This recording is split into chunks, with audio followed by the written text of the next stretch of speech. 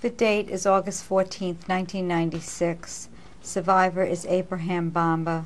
The interviewer is Louise Barbaro. The city is Monticello in the state of New York. The country is United States of America, and the language is in English. My name is Louise Barbaro, B-O-B-R-O-W. Today's date is August 14th, 1996.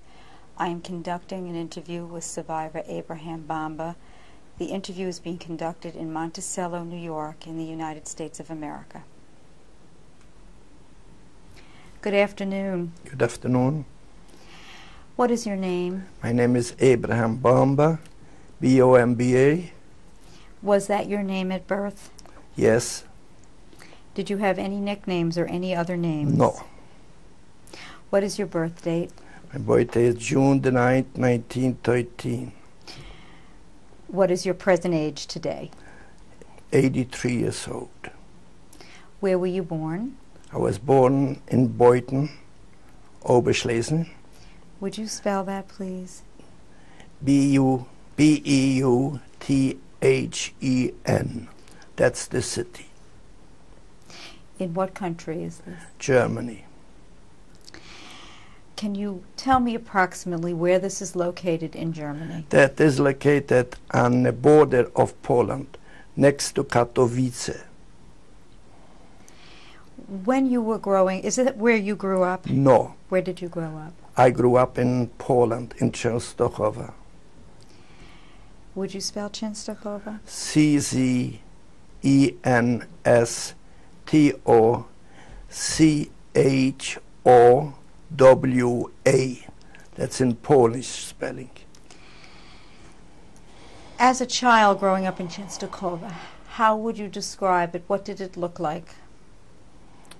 Well, just like any other city in Poland. There were all kind people, all kind organization. Mostly which I attended was Jewish places, Jewish organizations. Went to school over there.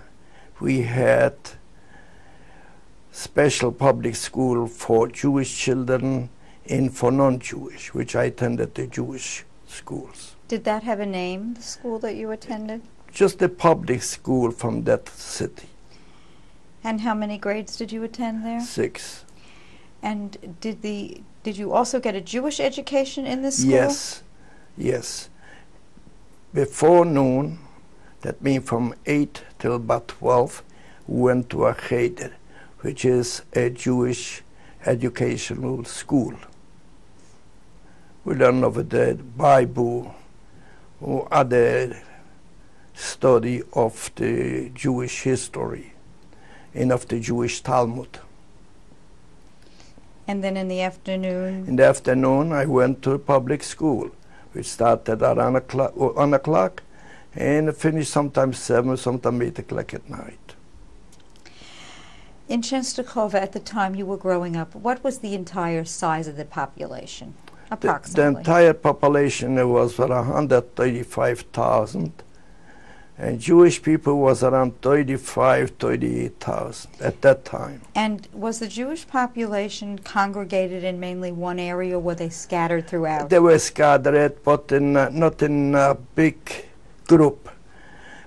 Mostly the Jewish area was the lower part of the city, in another word also the poorest part of the city in Częstochowa. Is that the section where you lived? Yes.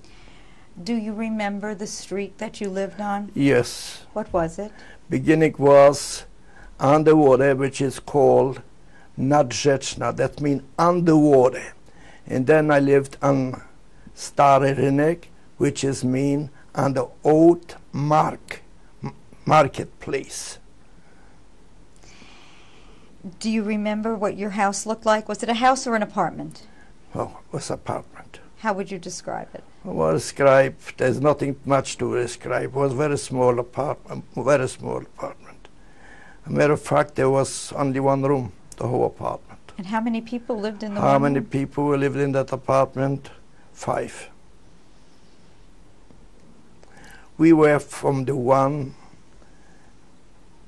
not the rich one, not the fortunate one, but the working class where we couldn't afford any better. What was your father's name? Bernard, in Jewish, Berl, And his last name? Bomba. What was his occupation? He was a helper by manufacturing shoes. Did he have his own business, or No. he worked for someone No, he else? worked for somebody. He hardly worked because it was hard to get a job, especially in Poland. How would you describe him? What was he like? He was a very intelligent man, I would say. Fluently in German, Polish, Jewish, Russian. And he was a very nice looking man, I would say so. And he was. Also, he spent 7.5 years in the Russian army at that time. So he was somebody. Do you have any special memory of anything you might have done with him? Does anything stand out in your mind? No, I wouldn't say special. The only thing is that he taught me how to behave, how to be a human being, how to get education. Even he said a word like that, even you don't keep it like religion or other thing, but you should know. When you come together with people, you should know how to open up your mouth. What was your mother's name? My mother's name was Tauba. Tauba in Fegel. But we called it Tauba, or everybody called it Tauba. And what was her maiden name? Her maiden name was Kožuch. And did she work? No, she never worked. How would you describe your mother? It's very hard for me to describe her because she was a lovely, nice-looking woman. And she was the real Jewish mother. What do Like you they mean? say, Yiddish mama. What do you mean? What I mean, she did everything for their children. You know, I remember think she was at her years, which when she passed away, she was almost 50 years old. And we were in the house, we were little, me 12, 13 years old. She wouldn't let nobody to do anything she did, like bringing in wood, coal, other thing. She would do it. And she was something special in cooking. What did she cook? Really special in cooking. She could make from potatoes in water, she could make a meal like for a king. I don't know how she did. Can you describe a favorite recipe of hers that she made that you love? What did you love? Everything she made. Anything come to mind? Everything she made, which wasn't too much to make. It was many, many nights we went to sleep without food. Did you have brothers and sisters? Yes. I had a brother and sister in Paris. I never met him. How did that happen? It happened that my father's first wife passed away. She was sick, she had cancer. And after quite a time, I don't know exactly when, he met my mother, and they married, and I was the one who was born from them. Do you know their names, the brother and sister in Paris? Yes. And his name was Henry. Her name was Rachel. And their last name was? Last name was Bomba. Her name was Shatkin after her marriage. And did you have other brothers and sisters? Yes. I had another brother, Jacob, and a younger brother, Judah. And these were with your mother? That was with my mother. And can you recall any special memories that you had with these brothers in Częstochowa? The brother was a little older than I was. Was very nice gentleman. He worked very hard, to help out in the house, to bring in, because my father passed away. We were almost children. How old were you when your father passed away? About 16 years. And we had a little boy also. He was about 6 or 7 years old. And hardly was food in the house. So when he started to growing up, and he went to work, so he helped out a lot in the house with everything. When he started working, we had almost everything in the house. I mean everything, you know, like comfortable, but at least we had food in the house. So it was just your mother and the children? Yes. Do you remember your grandparents? No, none of them. None of them? Matter of fact, I am named after my grandfather. What was his name? Abraham Leib, that's my name. How would you describe your religious background when you were growing up? I was growing up, I was, according to my father, I wasn't too religious, but I know the Bible. I know the Bible by heart, and still till now. The thing is, I grew up to be a Jew. A good Jew, a bad Jew, but to be a Jew. I never in my life thought that being in a party like anti-religious party or a communist party or a socialist party would give us Jews any survival or any help.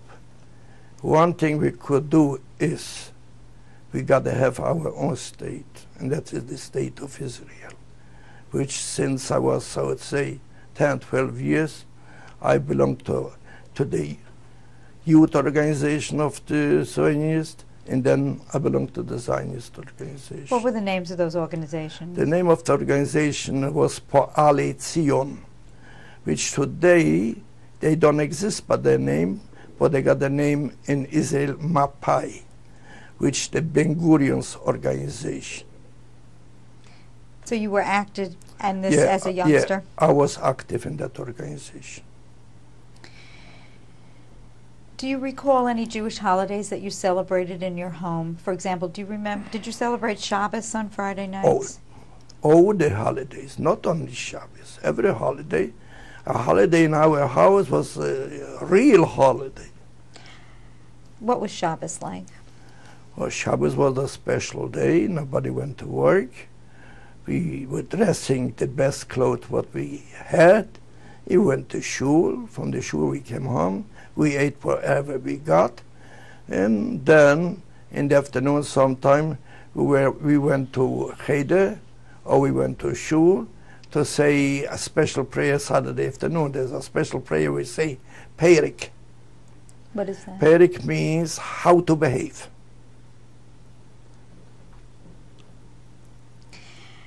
What was Shabbos meal like Friday night? What did your mother do? She tried to make a meal. It should be different from the whole week.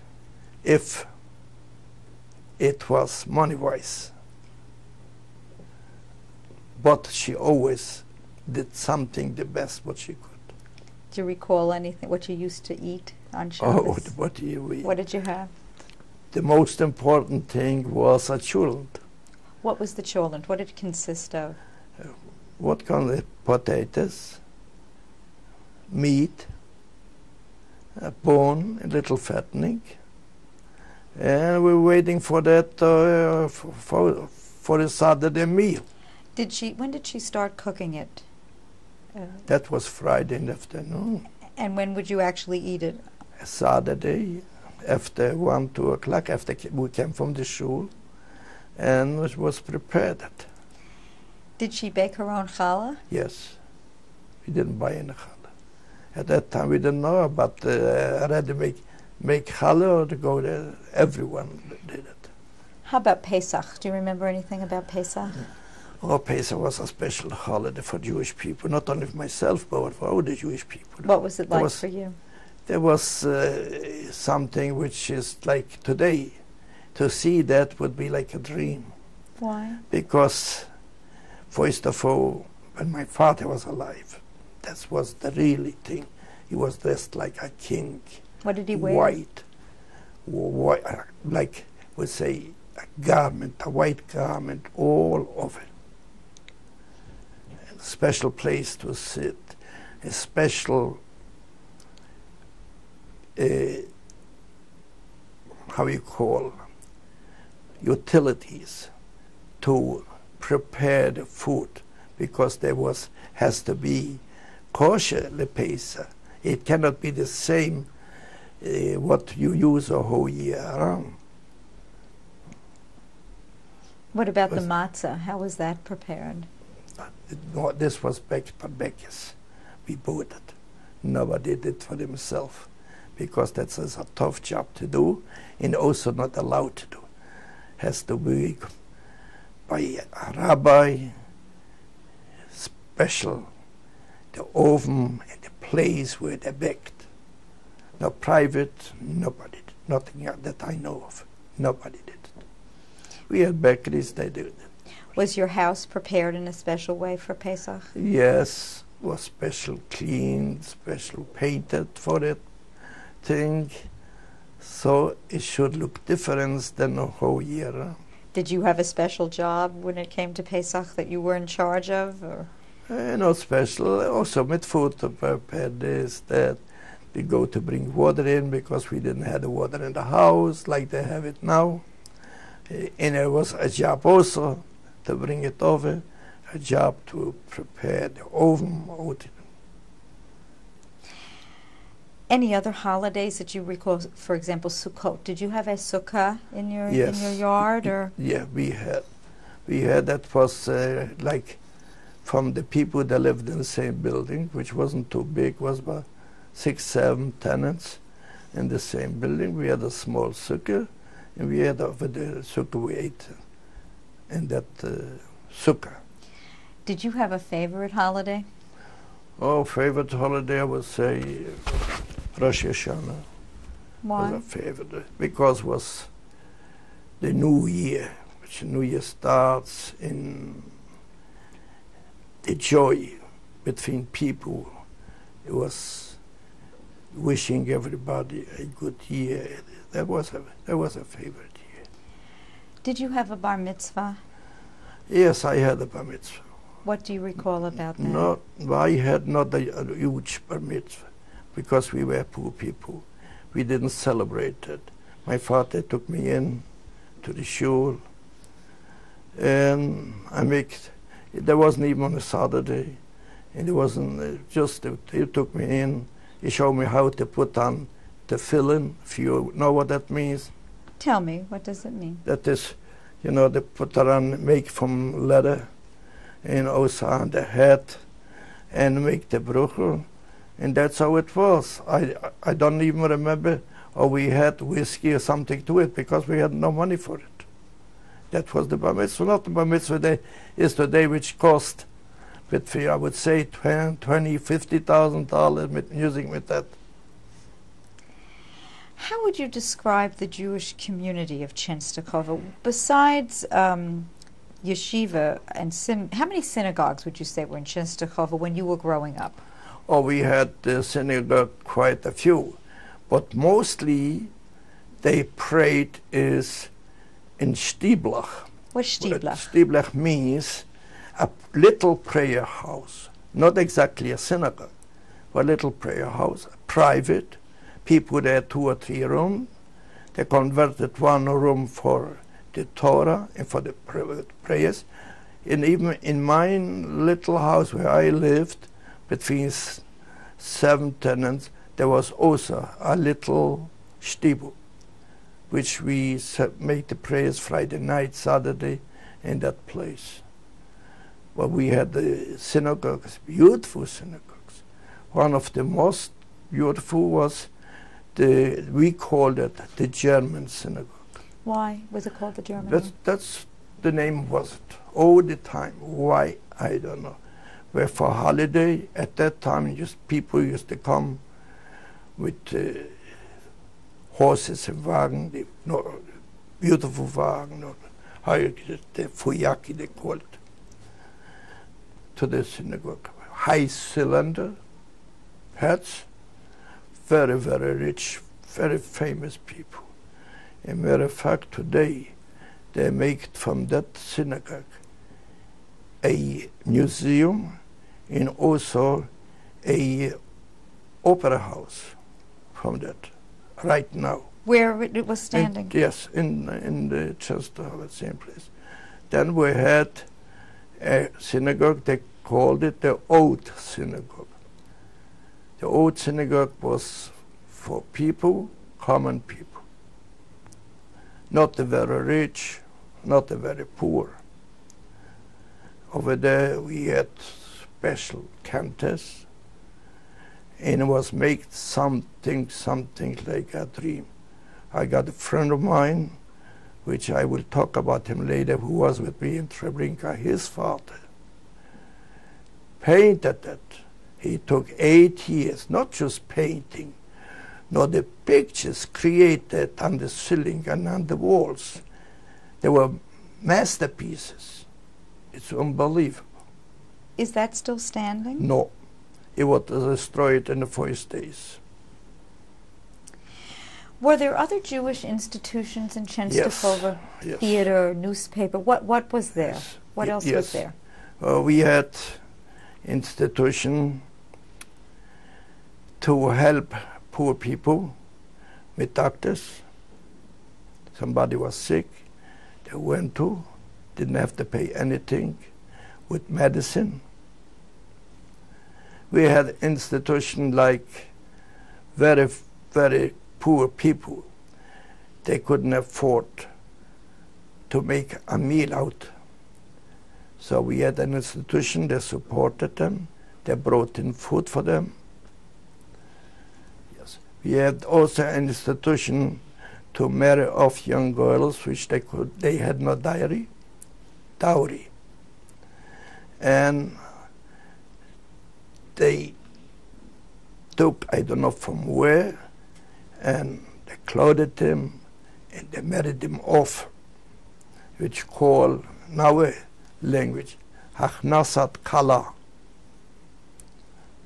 to bring in the color that she shouldn't be ashamed and she should be married. Then we had also an institution for the poor people. They had no place where to sleep. They call it Hachnasat Orchim. That is, it's a guest or people, they came from somewhere, or people, beggars. They had no place where to go. They slept over there, and they had their meals over there. And it was supported by the Jewish people, by the richer Jewish people who could afford. And there was also set a tax from the Kehillah. Kehillah means the committee of the Jewish people. They tax the people, they know who, so much and so much, to help out the poor people. Did you have non-Jewish friends growing up in Częstochowa? Yes, I had a Jewish friend. What were your relationships like with the non-Jews? My special relation was very good, excellent. Was before the war, I had a lot of friends. We went out together. And even, I will tell a story about the Holocaust. I will tell you the story about non-Jewish people, which I have to. Did you personally experience any anti-Semitism prior to the occupation? Yes. What happened? Yes. The Polish people, which they didn't live in our section, in the Jewish section mostly, we had fights with them, throwing stones and calling names each other. Oh, we went through that because they were agitated by priests, by teachers, anti-Semitic, and I wouldn't say it wasn't even the fault of the kids. They heard of it, and they didn't understand anything else. But the Jewish people killed Jesus, which nobody of us know what that is. And from that it started the anti-Semitism about the young people. How would you describe yourself as a youngster? What were you like? What was your personality like? I don't know, it's hard for me to describe myself. Were you outgoing? Were you shy? Were you? I was more on the shy side. Yeah, I was more on the shy. What did you do for activities of fun with your friends? What were you involved in? I'm involved in the sport. What kind of sports? Mostly soccer games. That was most of it. Did you have any dreams or ambitions of what you wanted to be when you grew up? I couldn't have an ambition because I know my ambition will not go through because I couldn't afford it. So you didn't Yes, think I had ambition. What was that ambition? I had ambition to be a doctor. Did your family have access to a radio? No. Were you aware of what was going on as Hitler rose to power inside of Germany? Of course we know. How did you know? The papers. We had papers, we have things. And then in the 30s, there were radio around also. Even in 1932, 33, we had a radio in our own house. Yes. Did your parents discuss what they were listening to? My father was not alive. Did your mother? My mother, she did not too much about it because for women, politics, for Jewish women especially, it wasn't a high class to discuss politics. Do you remember what your thoughts were about hearing? You heard about Hitler, you said. What were you thinking as he was rising to power? What were your thoughts? Oh, I tell you, I was thinking that just they were talking a lot, but actually they would not do what they did because we couldn't believe it, that they're going to do to kill people, to cremate people or poison them or kill them, which is in his book, what he wrote, Mein Kampf, being in jail from 1923.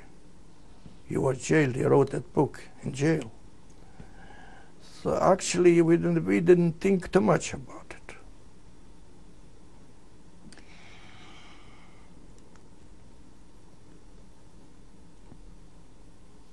When did things begin to change for you? It begins to change in the late 30s. I tell you why. Because the Polish government and the Polish people, they leaned on the German, on the Nazis. And their word was like that, just wait until Hitler will come, then we will teach your lessons to the Jewish people. So that changed altogether. Let me just ask you one question here. At this point that we're talking about, were you working? Yes. What kind of work were you doing? I'm a barber and I worked in a barbershop. We started to talk about changes. What year are we talking about now? Now the year 1939, we changed altogether. What happened?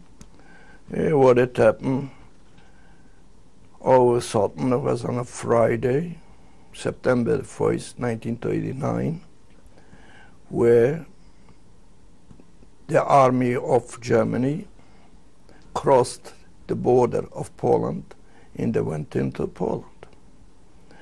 And the first city they went in was the city I was in, Częstochowa, because this is on the border of the German country. What did you personally observe that day? Where were you and what were you doing? No, there was in the morning, we started running around to get a thing and to run somewhere farther away from the German border. But before we started anything, the Germans were already in the city. We couldn't go nowhere. And it's still. And in the afternoon of that day, we left the city of Częstochowa and we went outside about 40 kilometers. Who's we? Who? That means me, my mother, my little brother. My older brother got married, he's his wife, he had a child. His wife was also pregnant at that time, in the 9 month. And they didn't go, so we left. We went to a place called Radomsko, which is not far away from Częstochowa. We got over there, and they start bombing the place. And before we looked around, the Germans were all over. And we were far away from home.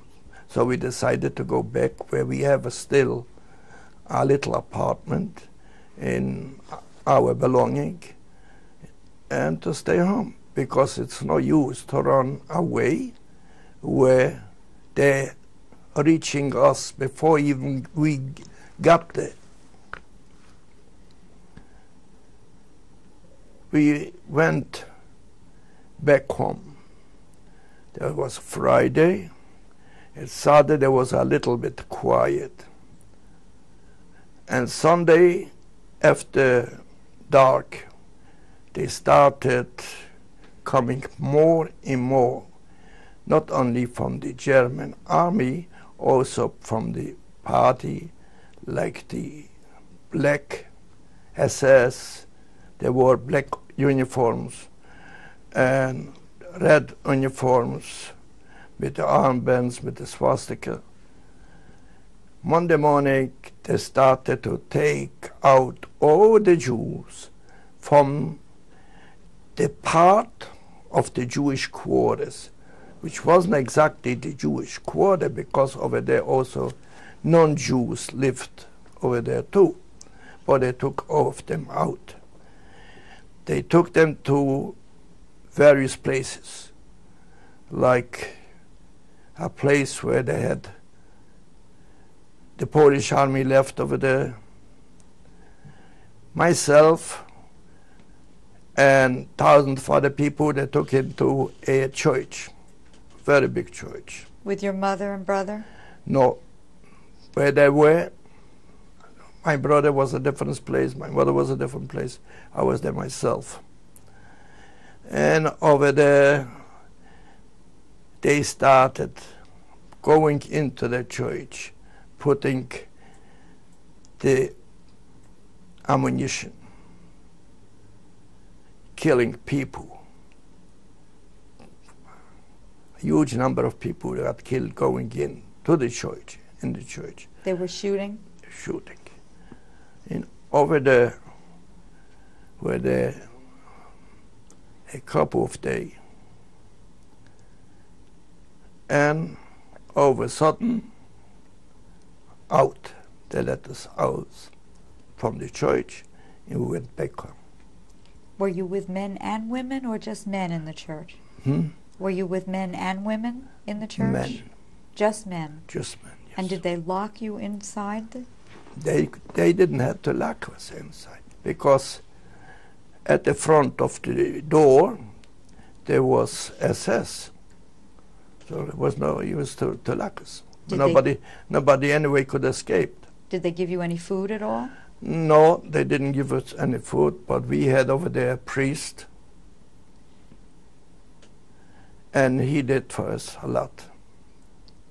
A lot. He said, don't be ashamed. Use any place for a toilet. You get water, whatever we can do, we will help you. His name was Wróblewski. Father Wróblewski? Yeah. He was very, very, very fine man. From the priest in Catholics, he was one of the finest which I know of. And he was inside the church He with was you? inside with us, yes. Was he actually arrested and put in there, or was he... I don't know. You don't? No, I wouldn't know. And then we went home, and we started to build up a little bit of our life. I went back to work, and everything was like a little bit normal. Your mother was back home and Yes, your brother? my mother was back home, and my brother was back home. My little brother was also back. And we started to live by day, and the life was very, very hard because money we didn't have, and the prices started to rise. Like a bread, we pay for a bread 50 cents or $1 for £2. It grew to about $3-4. It was very hard at the time. Were there any other restrictions placed upon your life at that time? Or later on, yes. Later on, let's say, I don't know, a few weeks later, was an order. Jewish people can go out up till, excuse me, up to 7 o'clock. Got to be inside between 7 and 7 in the morning. They couldn't go out anyway, any place. They couldn't leave the houses, not even emergency. Well, that was little by little, it was going on like that, and then come difference orders. Difference orders means like taking out Jewish people from better apartments and giving away to Volksdeutsche, which Volksdeutsche means people who lived in Poland and their great-great-grandparents used to be Germans. They called them Volksdeutsche. Or they took the apartment for themselves, or they give those good apartments for Polish people, which they worked together with the Nazis. And it was like every day was voiced and voiced because the quota of the Jewish people, it wasn't a ghetto yet, grew to a high number of Jewish people, which they came in, the Germans, you got to leave, take in 5 minutes whatever you can, and out. So they have to leave everything and just to go. Where could they go? Some of them, they had some relatives in the poor quarters. And some, they went into just to public places like Gnosis Orchem, which supported the poor people. And that was very, very hard. Then they started taking away clothes, taking away four especially. Four was not allowed to have a toe for Jewish people. Wherever they caught somebody wearing a fur coat or even small things, they killed them because it was an order to give that up. They needed that for the army. Did you have to wear anything identifying yourself as a Jew at this point? That started in the end of 1939. I think in December was an order to wear blue and white armbands with a Star of David. How did you attach it to your clothing? In the front. No, excuse me, on the arm, on the left arm. You had to sew it on, or could you remove it? No, you could remove it because sewing on was too much. Because people wore different clothes, so we just took off the armband and put on, make out of a little cloth. And it was also an order: whoever will not wear that thing and will go out will be shot. And they did it. So that was the order at that time. Until went further and further. They start Jewish press, there was no paper. To know anything was not allowed. To gather, let's say more than 4 or 5 people at one time, it was not allowed because they called a meeting. So it was not allowed to even to talk to each other about what had happened. Now that was going on until about 41. And 41 they created the big ghetto in Czechoslovakia. Okay, where was this ghetto in relation to where you were living? The ghetto was in the poor place in a poor neighborhood. They opened up, let's say, about 6, 7 streets, which was for the Jewish people. And in so many days, 2 or 3 days, they have to move out from their apartments and to move into the Jewish quarters. So you had to leave your apartment? No, I lived in that place. I Did lived in that poor neighborhood, so we stayed. But it happened also that the people, they came from the better neighborhood, which they have to leave their places. We had to take in. Somebody had a bigger apartment. They were assigned 2, 3 families. You got to take in. So naturally, it was very crowded. How many people were with you? With us was about 7 people in one room. Where did you sleep? We slept.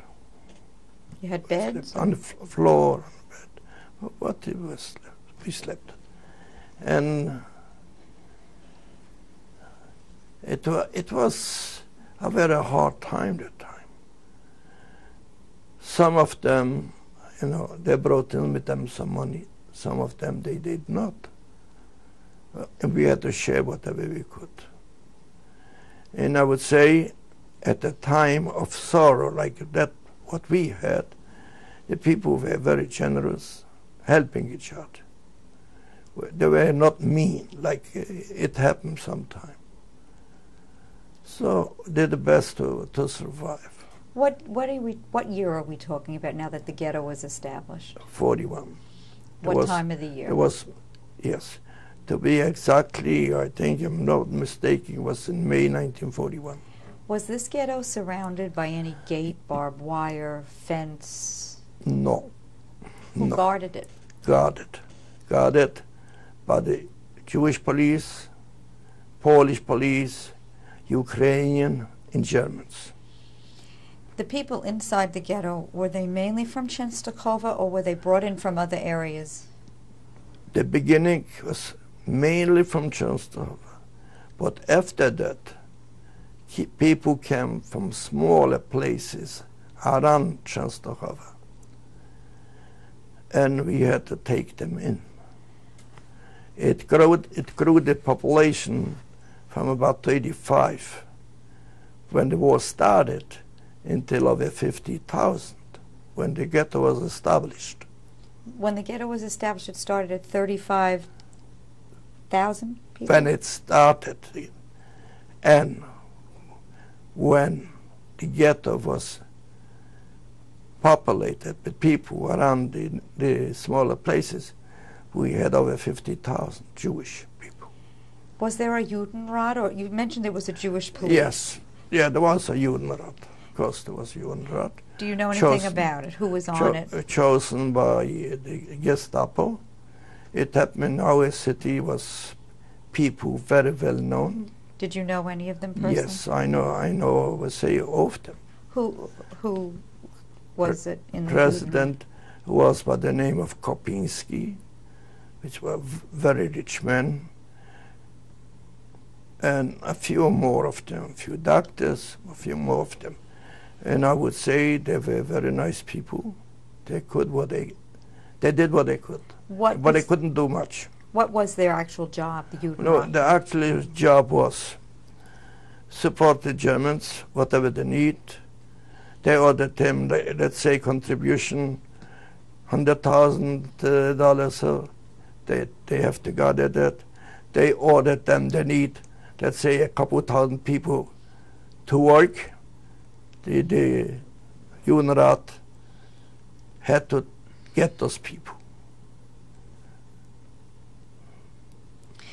What was the food situation like inside the ghetto? Oh, the food situation was very bad. We were starving almost in the ghetto. Were you given food? Was there any kind of rationing system? There was a rationing also from Judenrat. We got little coupons, but we couldn't do much. What did you eat? whatever we could. What was it? What could you? Some bread, some potatoes.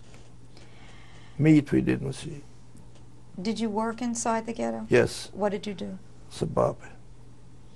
Whose hair were you cutting? Jewish. And people also. Oh, I had assigned, let's say, from the Judenrat, a couple hundred people.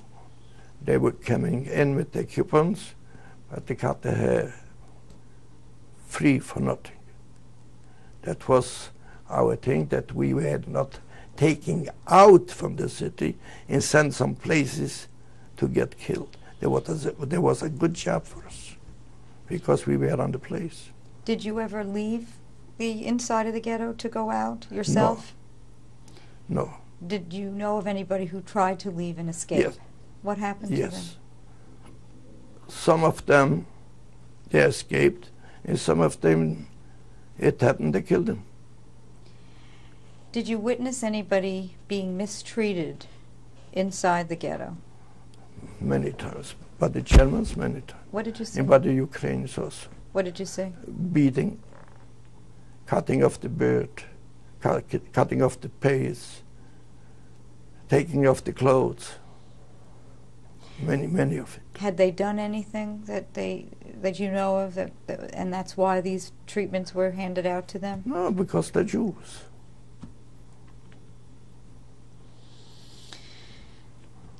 Was there a particular German officer who was in charge of the ghetto? Yes. What was his name? His name was Degenhardt. Degen? Degenhardt. He was the head man from the Gestapo. And he was like the king of the ghetto. Did you have any personal interaction with him? No. Did you know of any type of organized or unorganized resistance within the ghetto At that time, no. At that time, no. We had later. But when you were there? No. Did you have friends or any kind of social life at all inside the ghetto? Very little.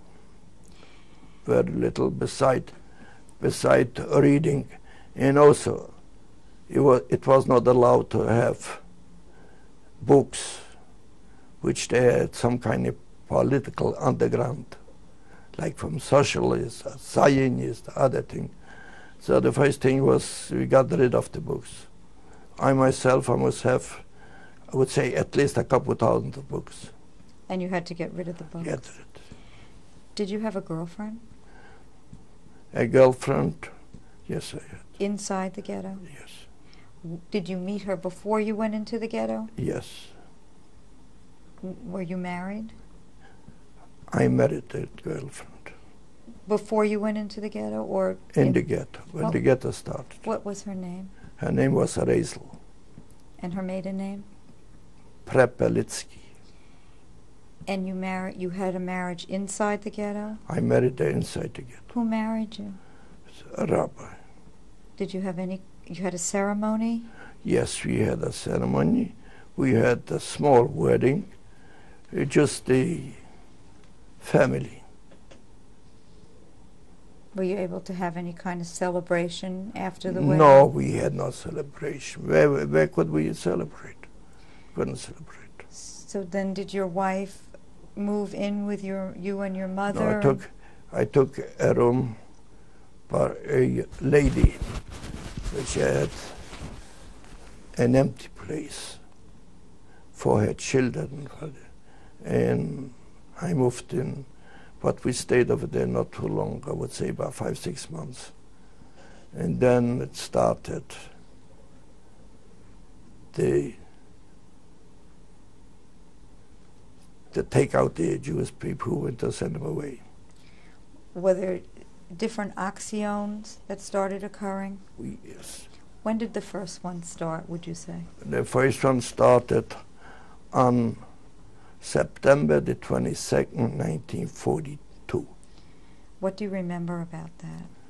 What I remember of that, the first thing was that all of a sudden, all the years starting from 1929 up to 42, there were no lights at night in the streets. And all of a sudden, just that night, just before September the 22nd, all the lights were on. And police and Gestapo and no kind from them surrounded the ghetto, and they called the lower streets, 1, 2, out from the houses. And I was between that two. They took us out at that time. Me, at that time was already my wife, and I had a small baby from 4 weeks. What was the baby's name? My baby's name was after my father, Bill. And they took out over 6,000 Jewish people, men, women, young, old, and we went to the railroad station. It happened that coming to the railroad station, all the train cars were full. They couldn't push in anymore. And they ordered us to go back to our home. There's 6,000 they left, and we went home. You mentioned you had a 4-week-old baby. The baby was born inside the ghetto? Yes. Was there a hospital? There was a hospital. What kind of medical treatment was given? No, I just mentioned before, even in an emergency, nobody could go out from the house. My wife, she was pregnant. She's supposed to get birth, but she couldn't go out to the hospital until 7 o'clock in the morning. And she was suffering a whole night. Until after 7 o'clock, I was allowed to go out and to take her to the hospital. The hospital was inside the ghetto? Yes. It was a small, there wasn't a big Jewish hospital what we had in our town. And over there she had a baby.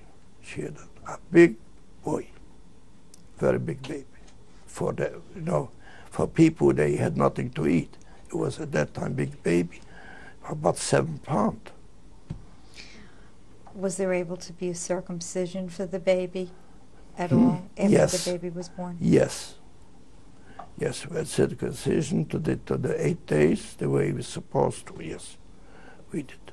It was done also without the knowledge of the German authority. So what happened when you were sent back from the No, train? we were sent back from the railroad station. People came over and they started, oh, that's what it is. Now you are released. Now you are supposed to be happy because they needed 6,000 people and they got them and they would not take anymore. Yes? Fine. We got back to our little apartment, stayed there for a couple of days, but we saw something. It's the same thing. The Ukrainian and the Jewish police and the Polish and the Germans, they were still surrendered around. And that happened 3 days later, on a Friday, the first day of Sukkot. Another axiom? Another. At that time, we were from the same street. It took us out, and we were sent to the marketplace. At the marketplace was a selection. If you know what a selection is. Tell me. No, selection is to select people to go to work or to go to debt. And mostly what they did is They're separated. Who's they? Who did the The selection? Germans. Or the Germans. Which on top of them was this one Degenhardt. I mentioned it before. They separated people. What that means, they separate them. Like, they let a husband, they took away the wife. Let the wife, they took away the husband. Or they took away everybody. In my think, when I came to the place where the selection was held, they didn't select nobody, everybody to the railroad station. Why was that? They needed more people. So I went that time with my wife, my little brother, my big brother, with his wife and kid, went already with the first action. Your mother? My mother went with me. And your baby? And my wife and my baby. And also was... Also was who? Also was my wife's sister with her husband, also a pregnant lady. She was a 9 month. For 8 years she couldn't have a baby, just at that time. So we went at the same. And then I had some relatives also going with me the same wagon. And we came into the railroad station. They put it in the railroad train, locked us. There was no train, you know, for people to ride, but it was just like for animals, I think. How many people were in the car with you? In every car was between, I would say, 140 to 160 people. Could you sit down? No. So how did you? Hardly. We just stayed one on top of the other. And there was some job of it. Was there any food? No. No food, no water. Tell me about this ride. What was it like? This ride was a horrible ride. People were screaming. People started to fight. Everyone wanted to get near the little window to see where they're going, where we come. And that started around 8 o'clock in the morning, 8:30 in the morning, until at night we arrived Warsaw. Warsaw, we stood there. And in the morning, about 8 o'clock, the train rolled from Warsaw out. We came off a little station. Was hardly a few houses, and they called by the name of Treblinka. Did you have any kind of sanitary facilities on this train? What happened with the bathroom? No bathroom. No bathroom, nothing. And who was guarding it?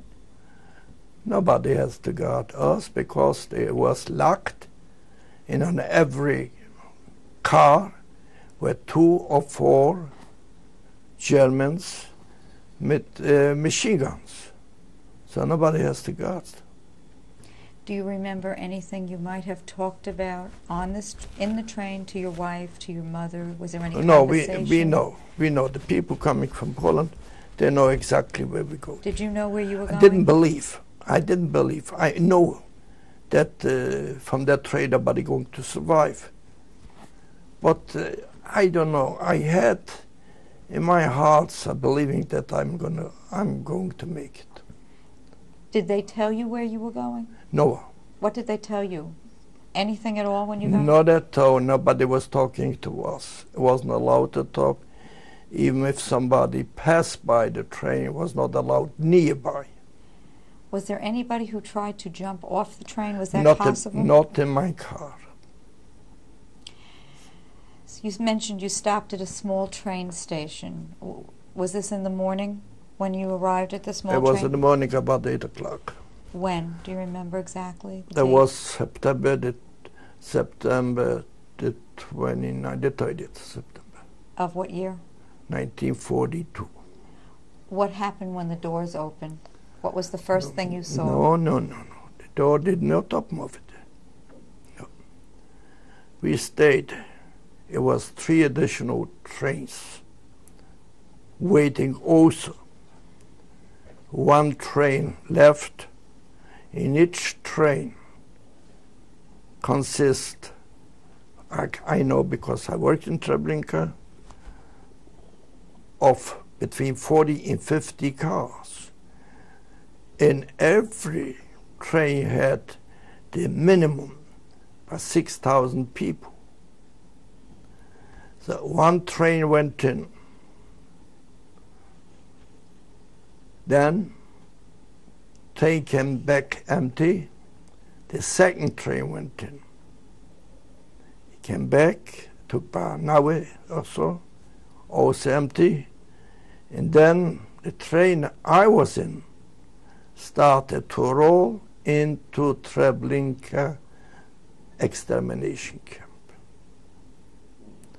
Over there, when we got there, all of a sudden the door opened with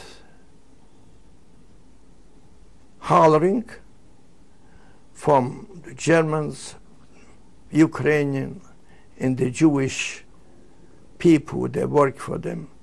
Like they took us out with the blue bands. There was certain companies, like the red and the blue. What does that mean? What do you mean by that? There was, like I would say, chosen people. The one which they were chosen to wear the blue armbands, they could live little longer. Their job was to take out the people from the train and to take them to the main undressing place, with outside, not inside. Beside the woman and the small children were led to the barrack, very large barrack, and the woman and the children, they undressed over there. But the men, they undressed themselves all naked, and they were waiting in groups to be let in to the gas chambers. So what happened to you when the door opened? What happened to you? When the door opened up, and they were start hollering, men on the right, women to the barracks. Oh, naturally, I went in with the men. And my little brother went with me, which I couldn't help him too much. And my wife, I never saw them again, or my mother. Did you have a chance to say anything to one another? No. All of a sudden, they opened up the door. We had no chance to even to say goodbye to each other. And when we went to that place, very big place, we undressed ourselves. All of a sudden, there came an order to take out few people, about 6, 7 people. And one of my relatives, he knew a man from Warsaw which was wearing the red band. What did the red band say? The red band was very high society accordingly, because they had a chance to live better, to eat better, and to live longer there. What did they do then? What they did, they prepared the people to the gas chamber. They surrounded them. They give them orders how to undress, what to do with their clothes, what to do with their shoes, with the belonging, like gold, silver, other thing. That was their job. So one of my relatives knew this guy, and he said, come out. And they took out a cousin of mine, myself, and 2 more. That day they took out, from 18,000 people, they took out 5 people. And I was in that group from the 5 people. And the other asked to stay on the side until they finished up with the whole group. And from this day, we were in Treblinka in the working place, working commando. Can you describe the physical layout of Treblinka, where you were? The physical layout from Treblinka is, you went in with the railroad train. You got out from the railroad train off the undressing place. One side was a barrack, and the other side was a barrack where the woman undressed himself. In the middle, there was a place where they took water from there. Some to drink, some not to. Then it was from there was a way which they call Himmelweg.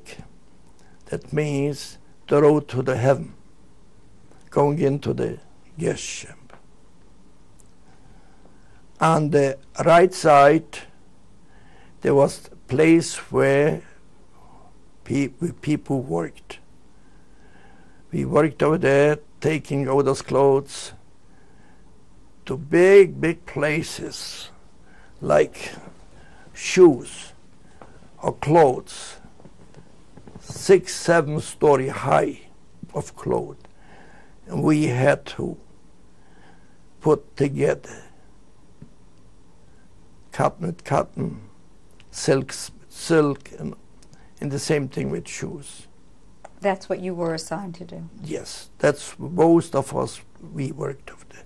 Besides some people that worked in the kitchen, or some people that worked in other places, but too many people never was in the workings commando from Treblinka. The top number reached up to 800, was a lot. You mentioned this road to heaven. Tell me more about that. What was that? No, there's not too much to tell about, because those people were already undressed and going into the gas chamber, which further on nobody could go, because nobody ever returned that road. What I found out is when I was assigned as a barber to cut the woman's hair in the gas chamber. It was the beginning that we did cut woman's hair in the gas chamber. Then I find out what it is and how it was. Was it an enclosed passageway? Yes, from both sides. From both sides enclosed, not only what was enclosed. It wasn't enclosed by buildings, but trees from both sides, which nobody could escape from this side, though. There was no place where to escape. And beside that, there were the Germans and there were the Ukrainians holding their post around. So people, they could not, they had to go in direct to the gas chamber. Is there anything else to describe the physical layout besides the barracks and the... The physical layout of the gas chambers? Was that near where your barracks was? No. There was entirely a difference, not only barrack, different place. Nobody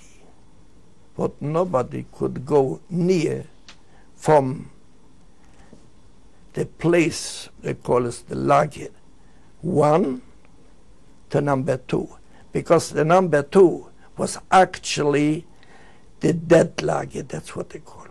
Because over there, the job is only by killing people. Whoever went over there from the lager number 1 could never return back to lager number 1.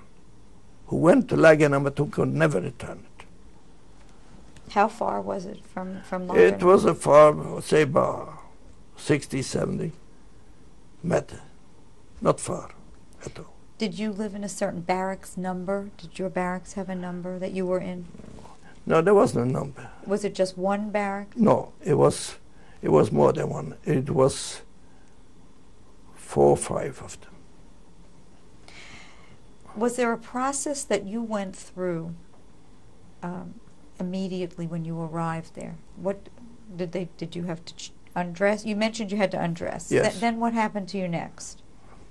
They told me to get dressed and to wait. What did you wear? What did you put on? The clothes what I had. You could wear your same clothes? Yeah, same clothes. Over there wasn't any different clothes, but only the clothes what she had. There wasn't clothes like in any other concentration camp, like Auschwitz, special clothes. Were you assigned a number? Yeah, I was assigned to do the work on the other side of the other side lager, where they took the people in, to do my job at the sortering commander, we call it. That means selected the clothes in bundles. To take the bundles, take them to the railroad, pack them in the cars, and they send away the clothes of it. Can you describe the inside of your barracks? What were the conditions like? Well, condition, we were sleeping on the floor. There wasn't any floor, but it was just on the ground. How many of you were inside the barracks? Well, inside my barrack wasn't too many. I would say it was maybe 100, 120 of them. And who was the leader inside your barracks? The leader inside in our barracks slept also the commandant, the Jewish commandant from the Treblinka. What was his name? Galeski, Engineer Galeski. And he was the Jewish... He was the Jewish commander. Did you know him personally? I know him when I was there, not personally, but just when I got there. What was he like? So it is accordingly. To some people he was very nice. Some people he was mean. I don't mean that he killed somebody. No, I never saw him killing somebody. But whipping, yes, I did see him. Without reason, but this I saw him. To my knowledge, he was a very nice, intelligent man. He did whatever it was in his power not to hurt people, to help them. Were you with your brother now? No. My brother went in just a minute, came off the train, undressed, and went into the gas chamber. Were you with anyone else you knew? Yes, I was with a cousin of mine. So what happened next? After you were assigned this work, what was the next thing that occurred? Give me a daily routine in this camp. What was the day like for you? The daylight was like in the morning. We had an appeal place. What does that mean? Well, that means we have to stay like soldiers. They counted how many people we are, and from there we went to the kitchen to have coffee and something else to the coffee. What did you have with the coffee? Because sometimes we had bread, sometimes we had nothing. And from there we went out to the big place to do our job, selection of the clothes. Were you ever able to keep any of the clothing or change any of the clothing you were wearing? Yes, anytime you could. Yes, which I did. Yes. So your job was to bundle up the clothing? To bundle up, to take out from the clothes everything what people left inside. And we find a lot of things, a lot of gold, silver, diamonds, and money. And what did you do with that? And the clothes. Well, we had to give that up to the Germans, which there's a valise, big valise, and we throw that in. But we had plans of our own to escape. And to escape we need money, a lot of money. And we're hiding money too. Between the bundles. There wasn't any other place but between the bundles. Sometimes we had a package of money or other goods. In the following day or an hour later, they changed places with this one. Somebody went over. So your bundle is not there anymore.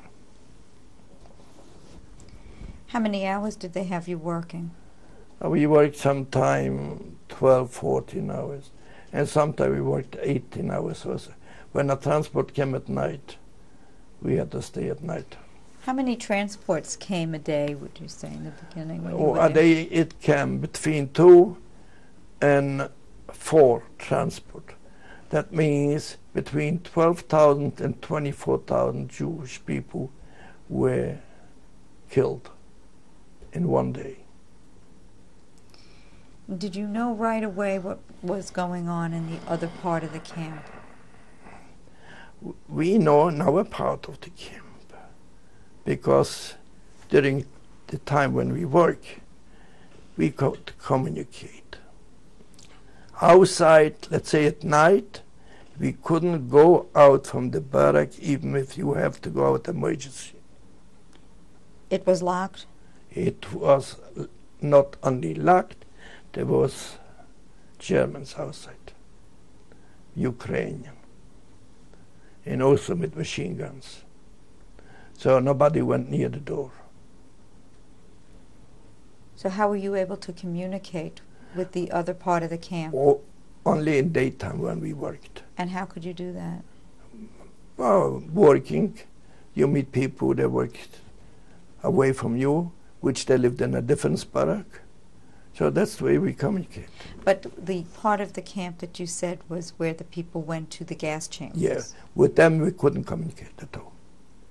Not at all. Because that was a different country.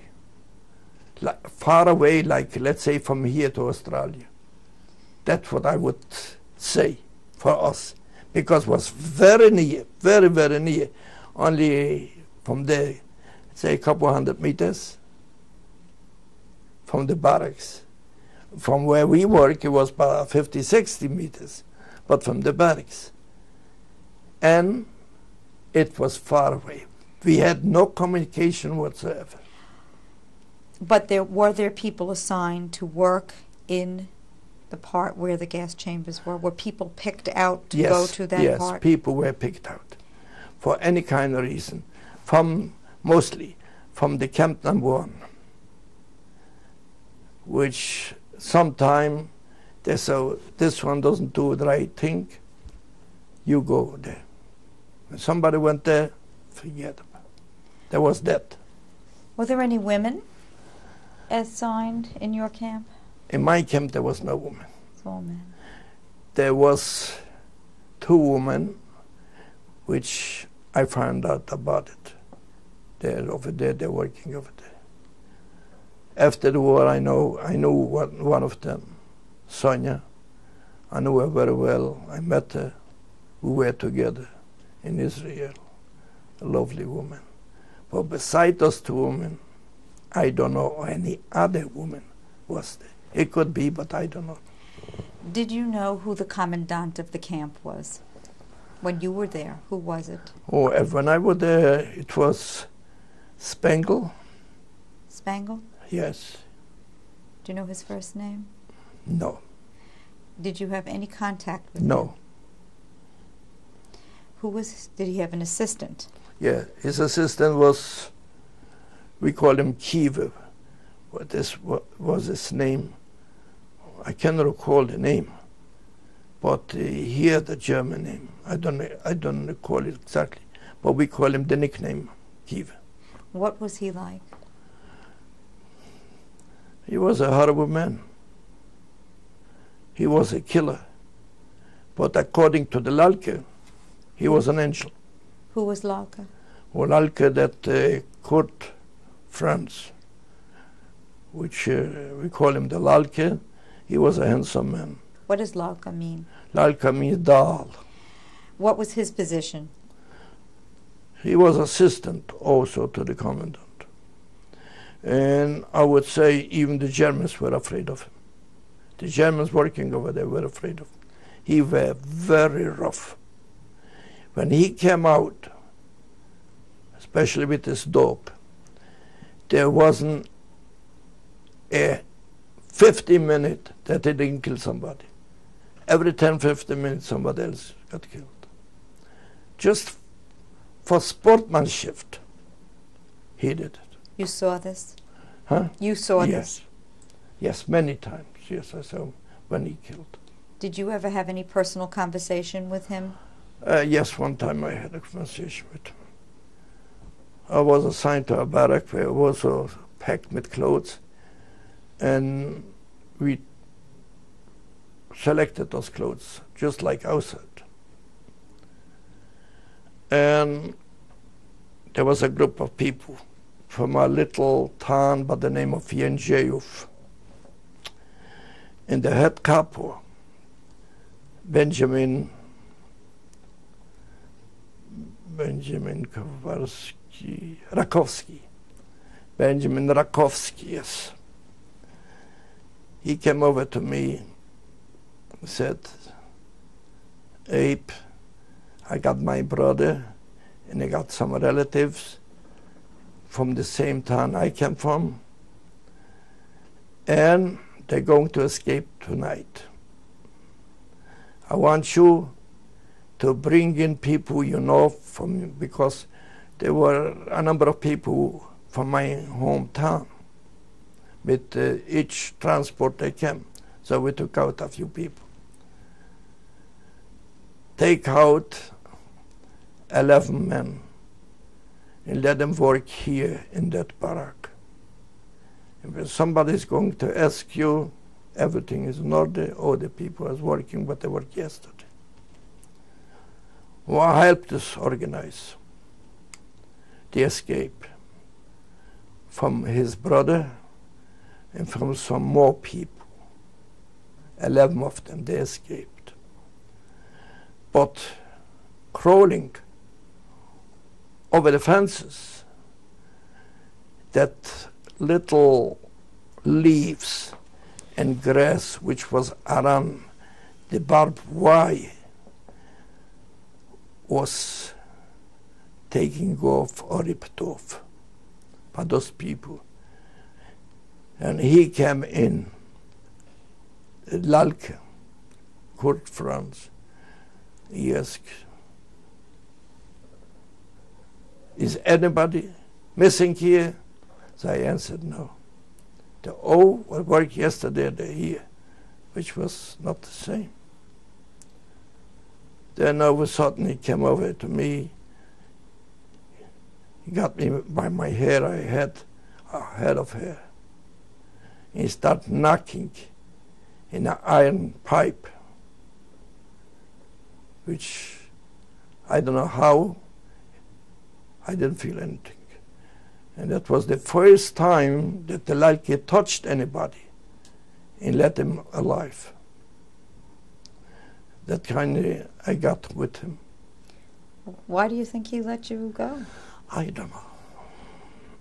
I have no idea. I have no idea why I'm still alive after going that thing through. So no one realized that these 11 people escaped, or were they caught? No, they were not caught. What had happened, I find out after I escaped from Treblinka. One of them came to me, to my hometown. He told me that when they got back, 10 of them got killed by the Poles, and he himself escaped. And I met him also in Israel. His name was Leibish Plashevsky.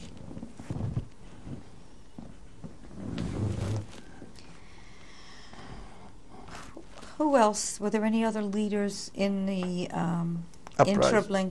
Treblinka, German or Yeah, there was. Ukrainian that you knew, that you could describe? Yeah, there was. The main, I would say, was my time, Dr. Chorążycki.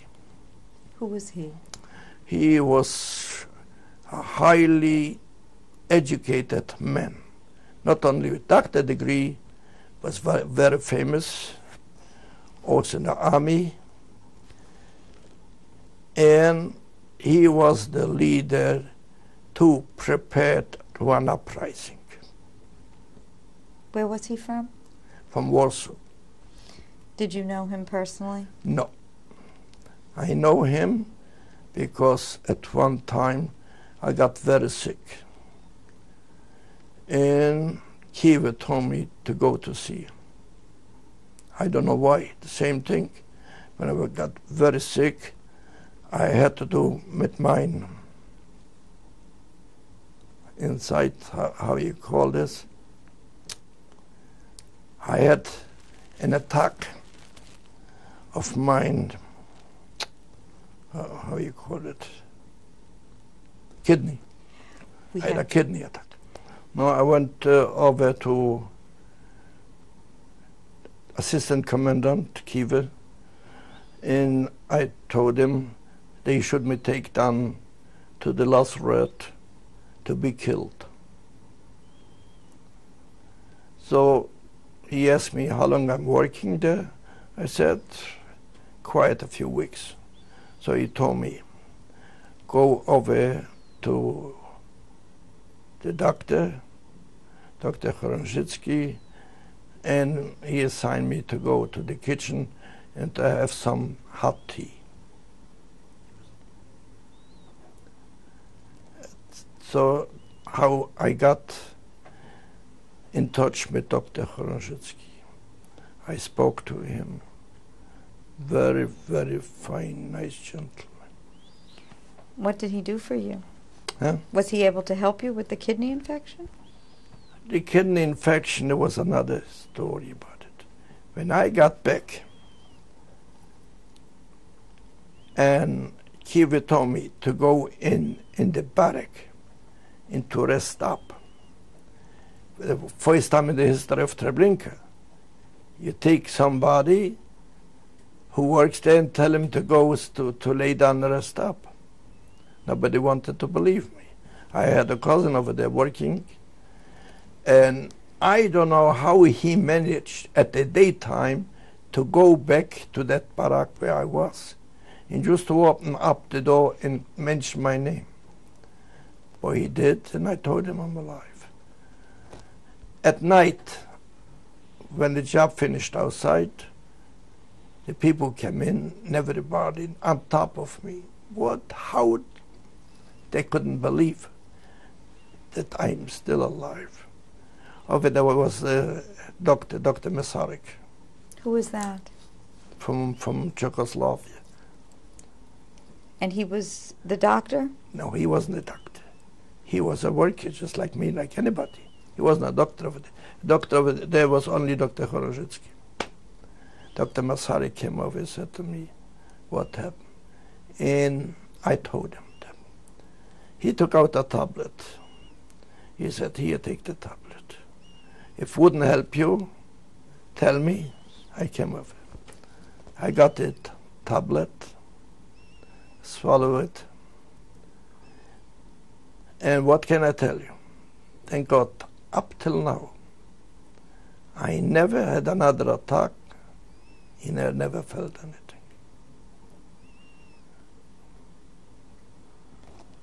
It's unbelievable what that's the truth what had happened. You mentioned you were also assigned to cutting the women's hair.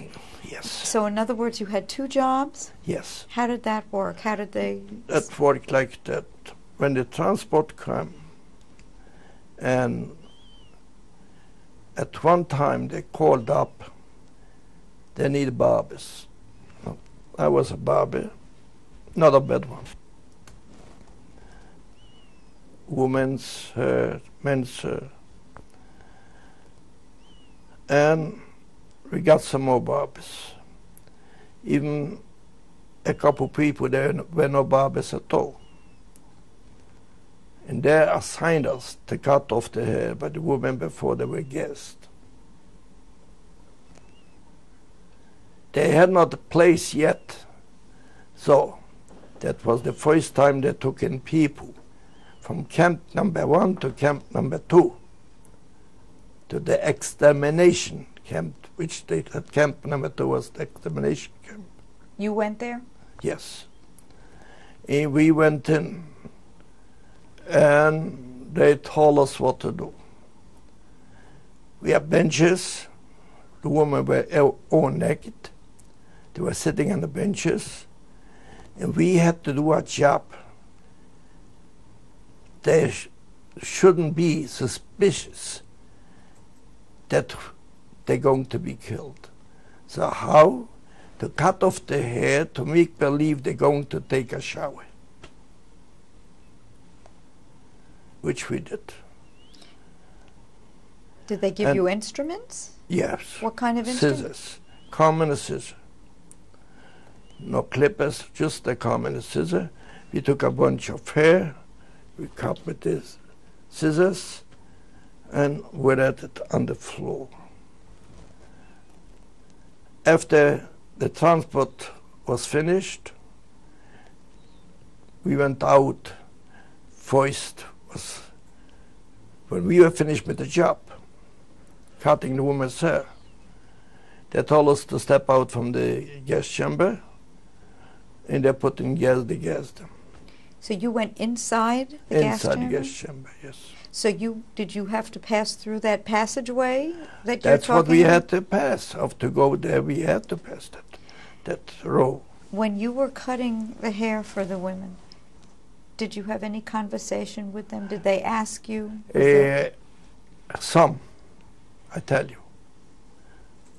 I tell you, first I want to say that after we were finished with one transport, we came out from the gas chamber. Another transport went in, and we went in again, and we did the job.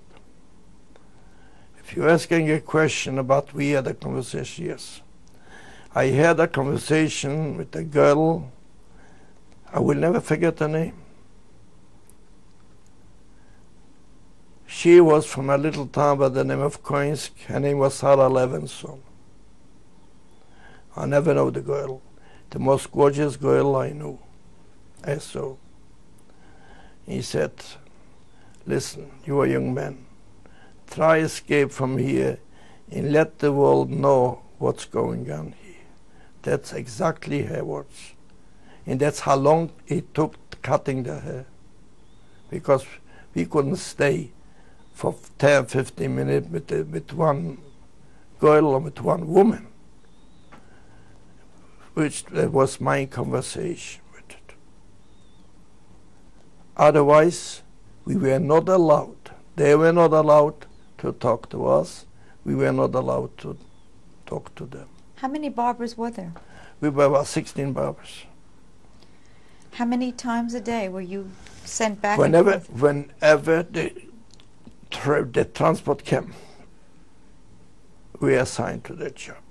When this transport was finished, we were sent back to camp number 2, where we did our usually working day by selecting clothes. Did you actually see the gas chambers then being turned on? No, we were outside. And when you came back for the next transport, the bodies that had already been gassed? We didn't see that. Why? Tell you why. The entrance, you see, was from this side. When they took out the bodies, was from the other side of the gas chamber. And where were they taken, the bodies, do you know? Yes. They took these bodies to a huge pit, which a machine were working, taking out the ground, making pits. And they were taking over to those places, and they were buried. That was at one time. There was another time when they burned the bodies. Was that when you were there? On top of that. No, at that time I wasn't there.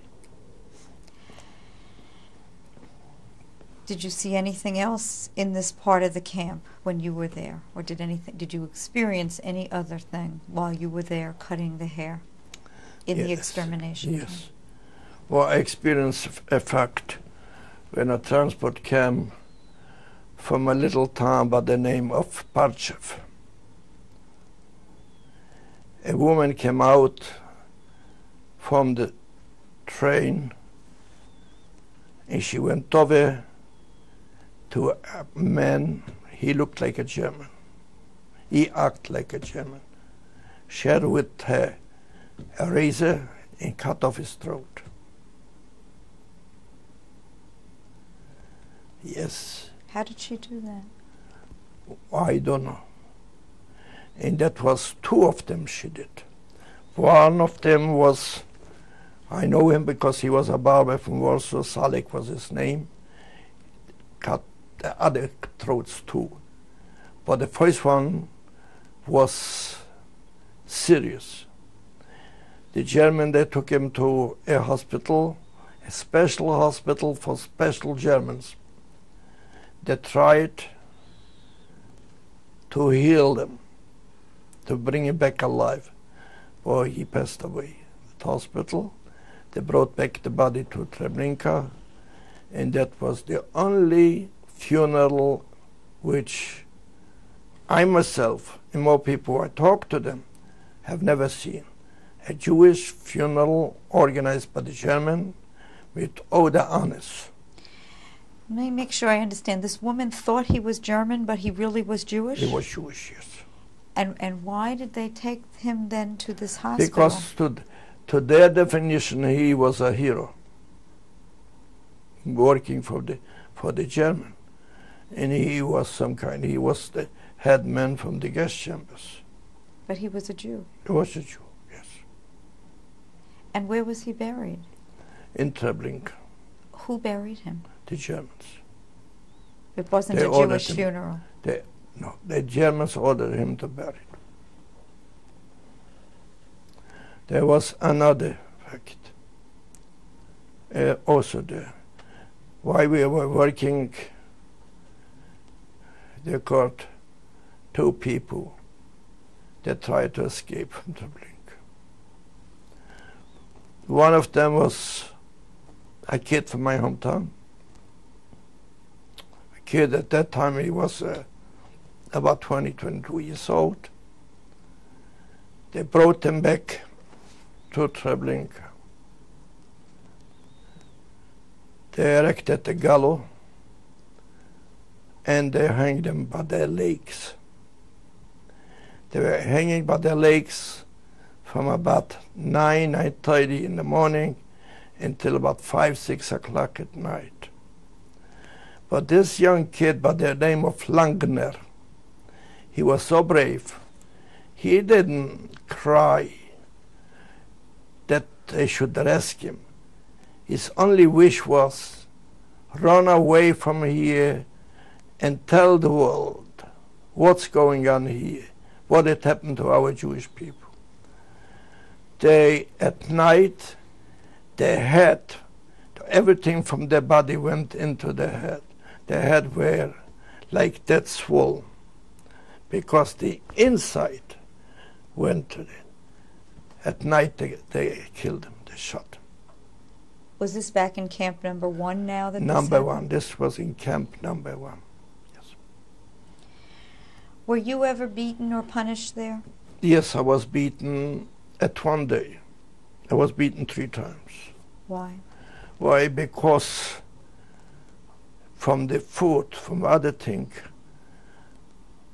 I got a skin sickness, which was lay out pieces by pieces and full of pus, which nobody could stay near me, even where we stayed, going for coffee or to be in row 1 of them. It was hurting that much. So I just leaned a little bit on the outside of the row, and I got bitten. Who beat you? First time beat me a Ukrainian. Now the second time I got hit by Rakowski. Rakowski was the capo? The camp capo. Capo? Yes. And the third time I got bitten by another capo. That was one time, one day, 3 times a day in all mine concentration history that I got beaten. Where were you hit? What part of Over your the body? head. That's what they hit. Over the head. What happened to you afterwards? What happened to me after that?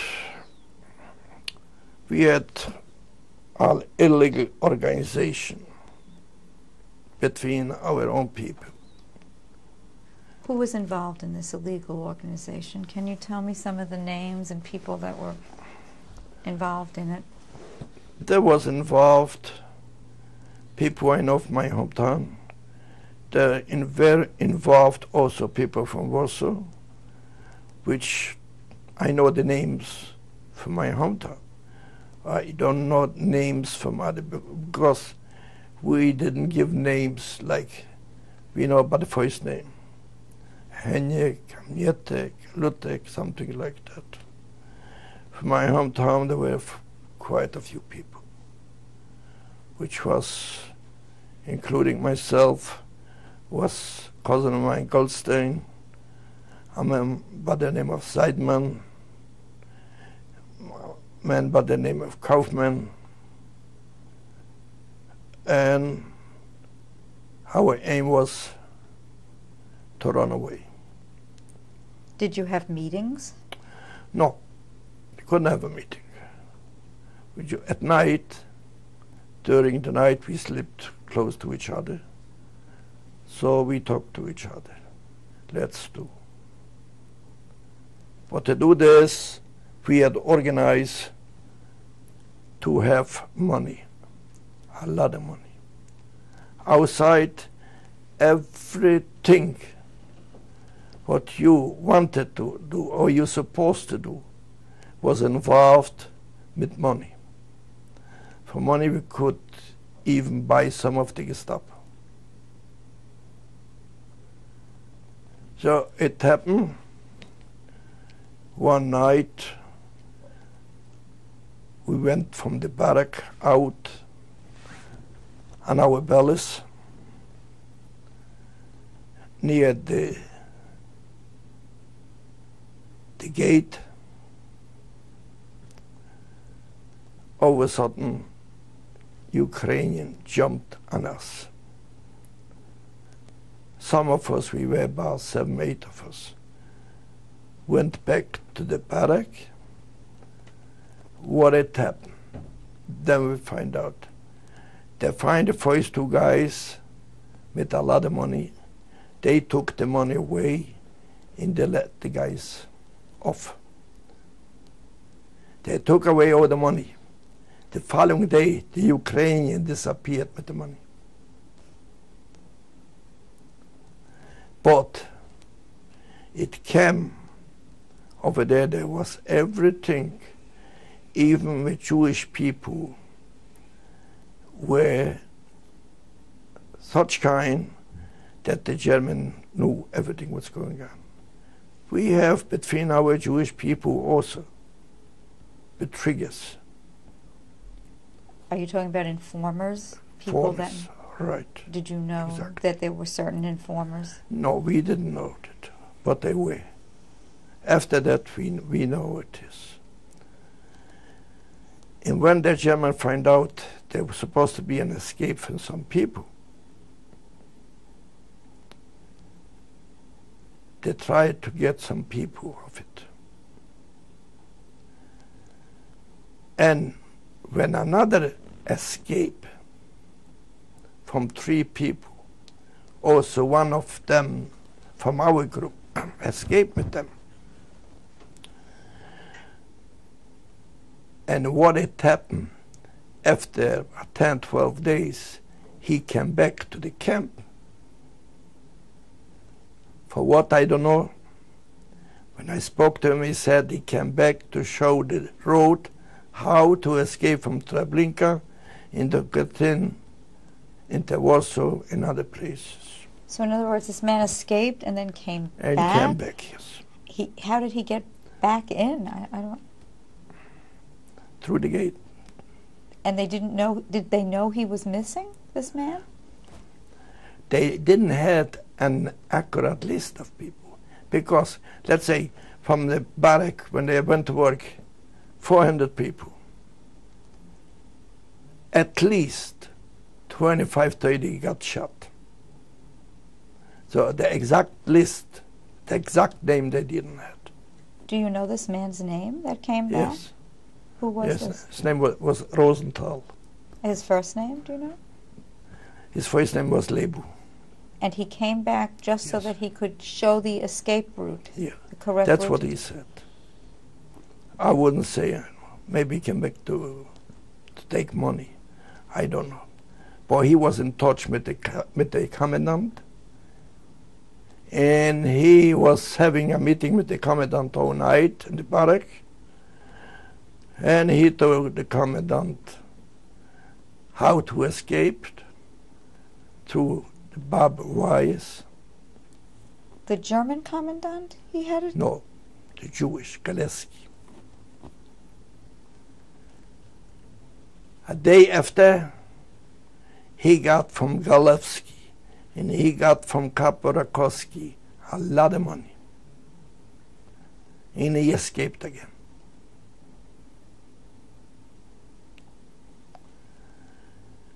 But it happened to him when he was in the woods around Warsaw. They caught him. They brought him back to Treblinka. He went in right to the gas chamber. Because this story I know exactly. Now, what had happened is that I was involved. I was sleeping near him and a few more, 2 cousins of mine. A day after escape, they came over to Rakowski, the Kiever. He said, we know there was a man escaped, he came back. He was with you a whole night. Rakowski said, no, I don't know anything about it. He started calling out names.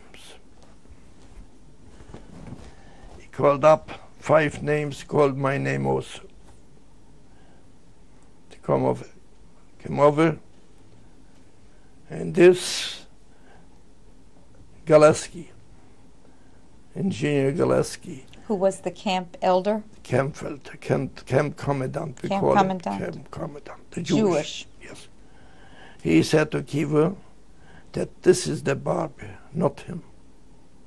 He let me go. They took in the 6 men to the Lazaret. What is the Lazaret? Lazaret is not a place, a hospital. The Lazaret was a place planted with trees around, it couldn't be visible, and inside, like a door, they went in, and it was a very huge pit where they killed people. Let's say, like, it came from a transport, crippled children, small children. They got lost in the wagon. We, the people who worked there, we had to carry those children or those crippled people into that place which is called Lazaret, in a man in a white short, a long one, with a red cross. His name was Kurland. He was the head from over there. And they killed those kids or those crippled people. Was this in the camp number 1 or 2? That was in the camp number 1, outside the camp number 1. Not outside, actually it was inside, but away from the place where we had the barracks. So at that time, me and one cousin of mine, a friend, we decided to divide in groups, about 12 people, 3 of them each time to escape. 2 groups escaped before us. The first group came in, went out through, and went into Częstochowa. There were 2 brothers. And they were informed by some Jewish people. And took them away, they killed them. The other group was alive. They came also back. One of them is still alive, lives in Israel. They escaped? Yeah. They didn't come back to Treblinka? Oh, no. No. Okay. The only fact, that's the only one. That escaped? You know in the history of Treblinka that he came back. He was the only one? He was the only one, yes. These other people escaped and stayed out? They stayed there, some of them. Like I escaped with that cousin of mine, and we got to Częstochowa. And what had happened, we went into the ghetto, then we went into to the concentration camp, and they took him out to Buchenwald, and he got killed over there in Buchenwald. Let's go back to your escape in Treblinka. So after the second group escaped, then you decided it was your time? Yes, that was my time. And how did you do this? We organized a place. Now the place we organized was in the barrack between the bundles of clothes. Now, what we did, we divided the clothes like it was, let's say, 2 or 3 stories high. We made like a hole, and we covered ourselves with bundles from the top. When the German went in with their ammunition, and they tried, to stick those pigs, that he couldn't get us. So we had to be very deep in that hole. How were you able to breathe? It was a time where it was very hard. But the main thing was, in a tap, which we find many people, they couldn't breathe, or the bundle just got from one place to the other place, and to go out was impossible. You understand what I said? It was very horrible. And that same barrack, in the time I worked, we took out over 20 people killed. They died in the bundles? They died. From what? From they had no air to breathe, because the bundles moved from one place. While they went down, they moved from one place to the other, and they covered them. When you made your decision to escape, there were other people who did not. Did you have how can I put this? Some contact with other prisoners who were not escaping, that knew that you were hiding? Did they Yes. cover for you in a certain way? No, nobody could do for us.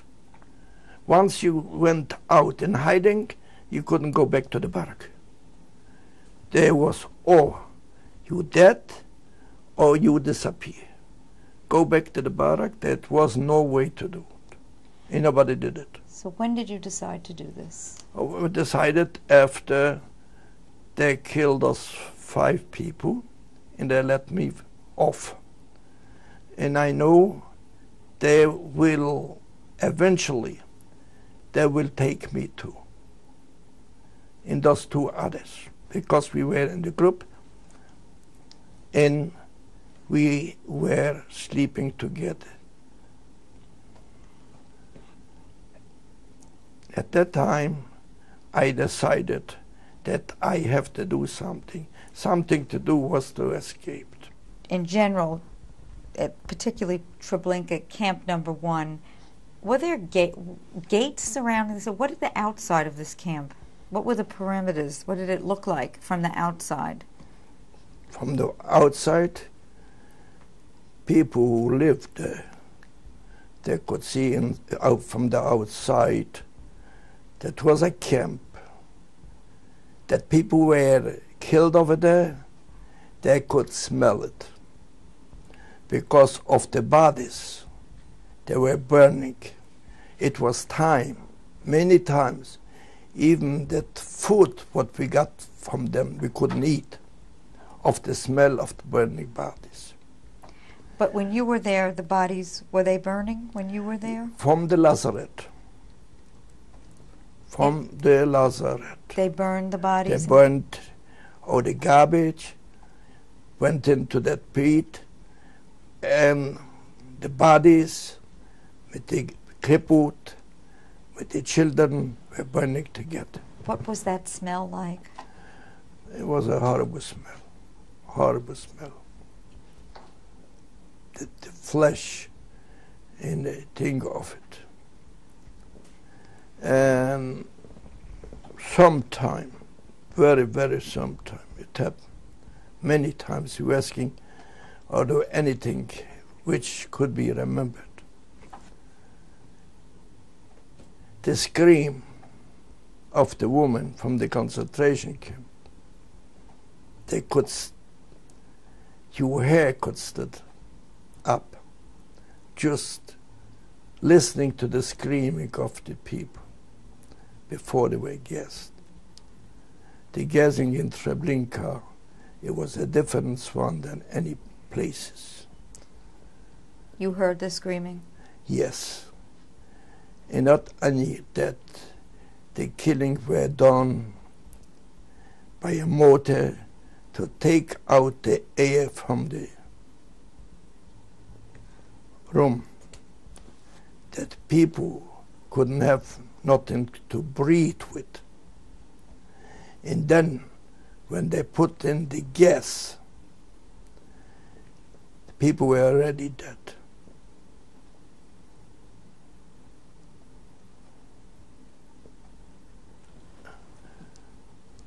It was also many, many times that people from the working commando in the Camp 1, something they did wrong, or to them it looked wrong. We, one another, has to drag down to that Lazarette. And before the Lazarette, there were over there Ukrainian with a gun, a bullet in the head, and throwing into the Lazarette. That from our own people. People who worked there since I was there until I escaped from there. I never saw that one of them was taken into the gas chamber.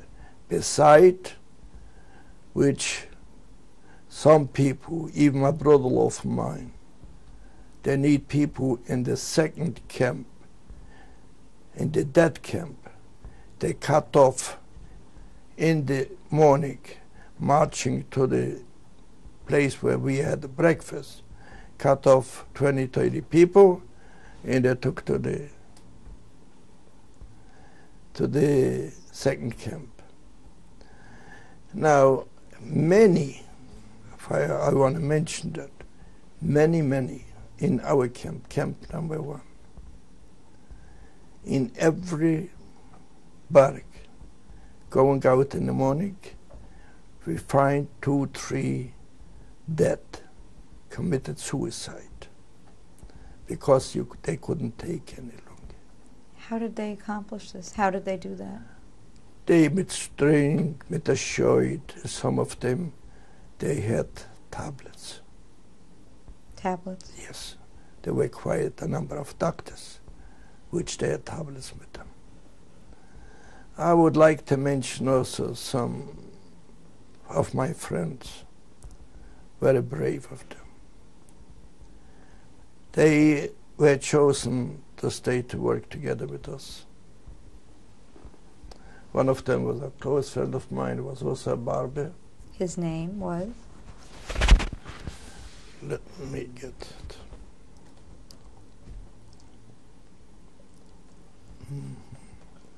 I get you the name in a few minutes. They choose them that he should stay in work, him in another one. That is separate, not they both together. They refused it, and they ran into the gas chamber. One of them was Shlomo Dorfman, and the other was, I don't remember the name of them. They went to the gas chamber or to the lazaret? No, to the gas chamber. When they took men in, they took off their clothes and ran in with the men to the gas chamber. Two of them. So they chose this on their own? Am I understanding you correctly? These men, your friends, yes, chose to go into the gas chamber? Or they were forced in by the general? No, they were chosen to work at the camp number 1 by the selecting of the clothes and other things, just like myself and like anybody else. But instead, when they saw that their wives, their family went into the gas chamber, they couldn't resist, and they went to do the same thing. And that happened twice, only with those two, which I know. It happened to my brother-in-law, which also he killed himself because his wife and the whole family went in. His name was Jakubowicz Shimshon, very high intelligent man, very intelligent man. Well, it happened also, a lot of people got killed, if you want to know. Over there, you couldn't do, let's say if you want to go to the toilet, you couldn't go. You have to ask to let you into a time of it. It was a man, his name was Kozhitsky. How do I know? Because he was from my town. He was the commandant of the Latrun. Latrun means the toilets. Wasn't a toilet, was one place, made halls, 5, 6, 7 were sitting. And many of them got shot while they're doing their duty. One young kid by the name of Schlifka, he begged, he could not help himself, he had to go. Assessment took out a gun and killed him. You want to know more stories? I don't want you to listen to my story. Of that. Horrible stories.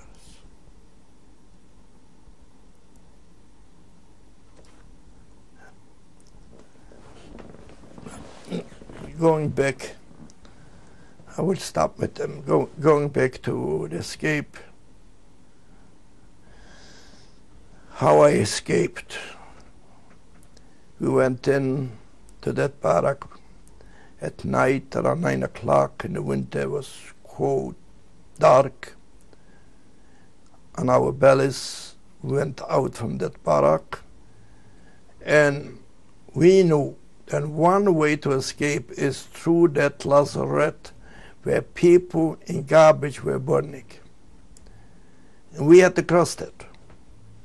Otherwise, if we have to make 6, 7 gates with barbed wires. But over there was only one through that lazaret.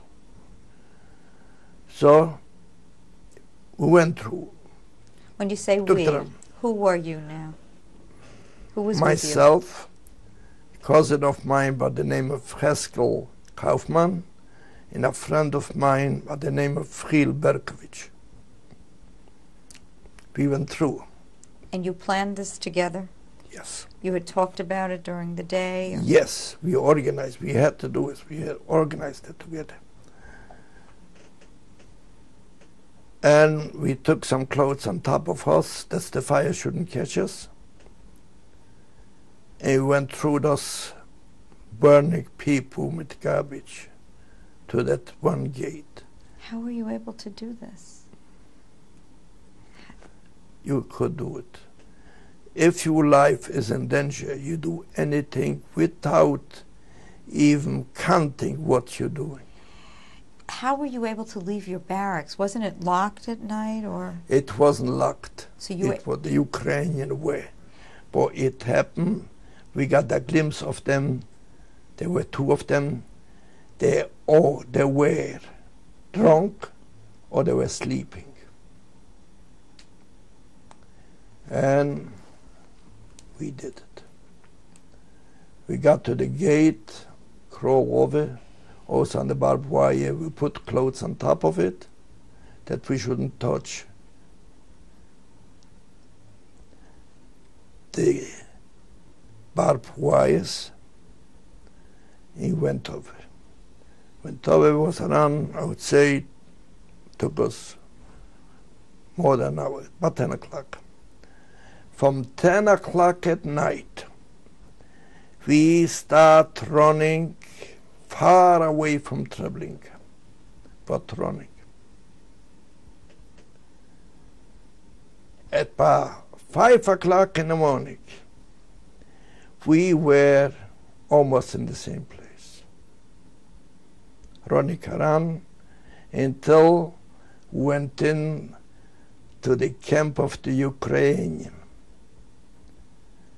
We heard Russian, then we saw the stars, and we start running a different way. Do you mean to say you were back at Treblinka? Just about, I would say, not even half a mile from Treblinka.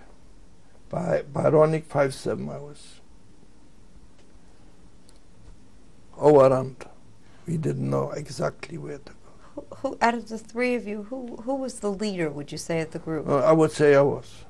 They listened to you? Yeah, I would say that I was. Yes. Did you even have the cousin of mine, he was older than me, with 10 years older than me. Did you have any money with you, or yes. any ammunition? Did you no. have anything with ammunition, you? Absolutely not. Money, yes, we had. We had money with us. How did you get the money? People that came to Treblinka, they left their bundles. By looking through the clothes, we took out whatever it was there. Most of it we have to put in the valise. But larger bill and some other things we put in our pocket, which it could not be in a pocket because we were searched. We took from this place, we put another place. But it happened that we had money. So when you were escaping... all the people escaped. They had to have money to buy themselves out from the Polacks. Where did you put the money when you were running? Where was the money on you? Underneath. From here up to here. We had a band, like a bandage, and we had around the money there. We came to a place where it was the big river by the name of Buk. From about 5 o'clock in the morning until it got a little bit light, we stayed in the forest near the water. From there, we saw a woman coming out. When she came out, and she knew exactly, because altogether it was about 3 miles from the camp of Treblinka. This is after how many months of being at Treblinka that you finally left? After about 4 months, little over 4 months. What time of the year was this now? That was in January 1943. How were you dressed when you were running? What were you wearing? a jacket. We're not heavy dressed, because with heavy dress you couldn't walk, you couldn't run. Was there snow on the ground? No, it wasn't. At that time it wasn't snowing. No. So what happened when you saw this woman? We went over to her, oh, we can go in. She said, no, Germans over. Excuse me. The Germans are overrun. Better escape from there. All of a sudden we saw somebody going with a horse and wagon, went over to him. He said, can we sit over the day at your place? He said, my place you cannot do, because I live in that little village, in the middle of the village, but there is a place right in front of the village. Go over there. We went over there, and over there was like a little village. The head of the little village, I would call him here, like little mayor, not even a mayor, something like that. That was the head from the village. He saw us. He came over, said in Polish, here, go up to this and this place, you know, where cows, other things were. We were over there. He brought us food, hot food, which is something special in so many months. And we was there over the day. At night, he said to us, you wouldn't know where to go, how? Because we wanted to go to the railroad station to buy tickets and to go back to the city of Częstochowa. So he took us a place where we would have to go at least a whole day. It took us 2 hours, and he came with us. He went in to another village. He left us over there. In the morning, we saw another woman coming out from a place. So went over there. We came into that woman, she took us out. And it was those 2 men with me together. She made a place also outside the house. There was like, I would say, you keep over there animals, other thing. We're freezing over there. We had no food. Every day cost us a fortune of money, because they were smart Polacks.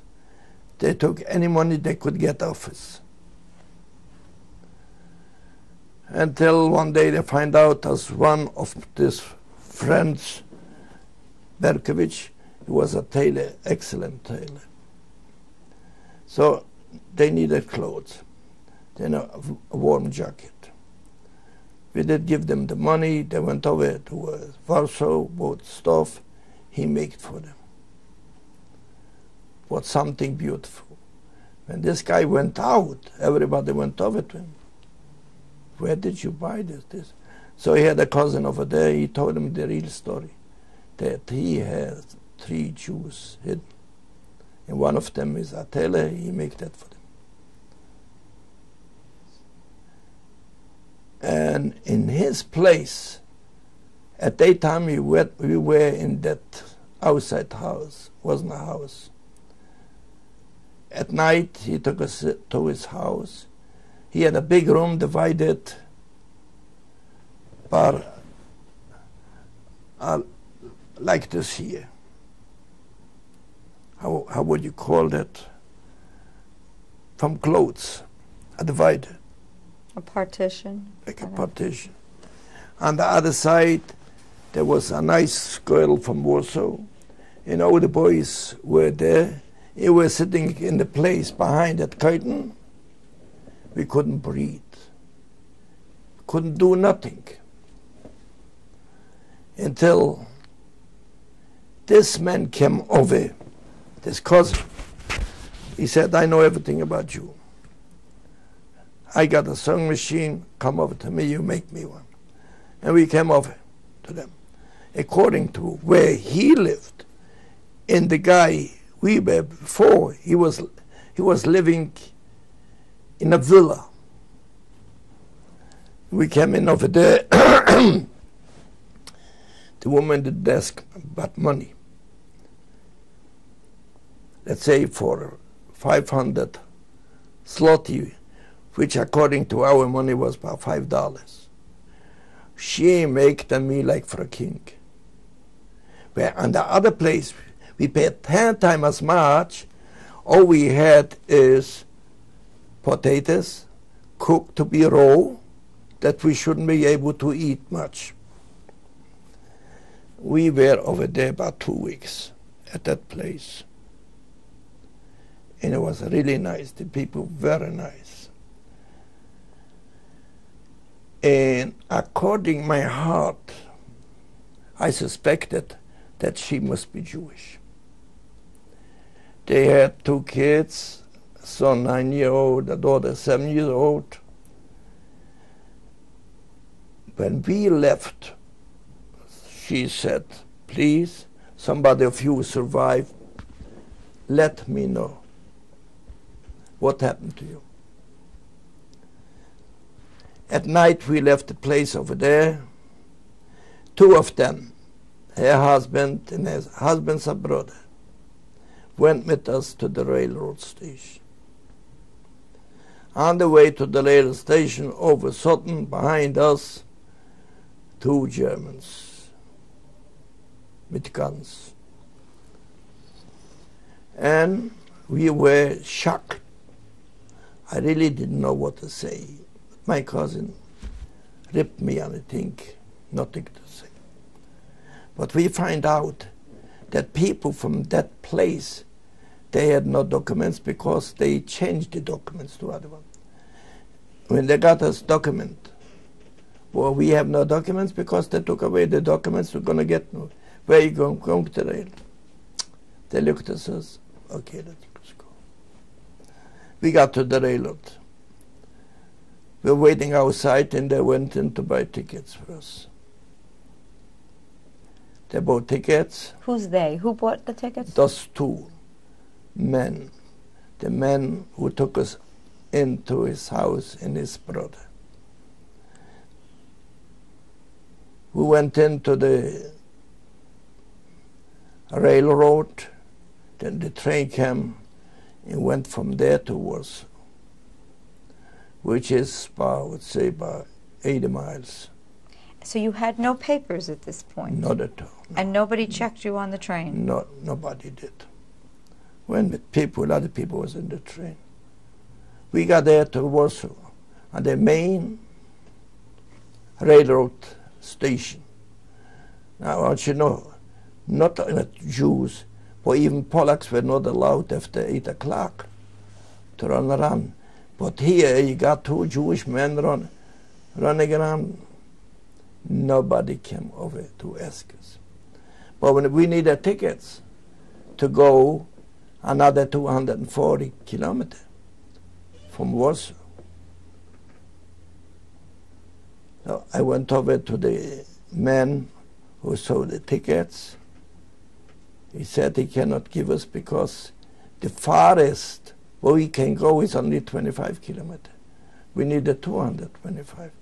So I took out at that time money, I don't know how much money, I put on the table. So we had already papers from Gestapo, papers from the Staatshauptmann, which means from the city, and from the railroad, that we going to. We got into the Częstochowa. So that's where your destination was, Częstochowa? Yes, here we go back. Because I myself, I thought my brother's alive, or somebody from the family, and other people too. We got there. What happened when you got to Częstochowa? Oh, we got there. Częstochowa was also, at a time, we waited on a place. I saw some friends of mine, Polacks. They recognized me, but they didn't come over. They didn't, not at all. Like they never saw me, I never saw them. And at night, we went over to the ghetto. There was already a small ghetto. It was much smaller Only than when you had been there? very, very much. It was only 3 small streets. I would say in all the streets were maybe 20, not even 20 houses for all the people. And at that time it was about 5,000 people.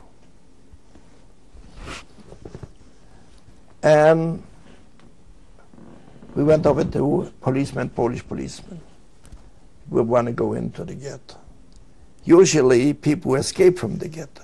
We wanted to go back to the ghetto. So we give him, I don't remember exactly how much money, we went in over there. And we got over there, they didn't know what to say.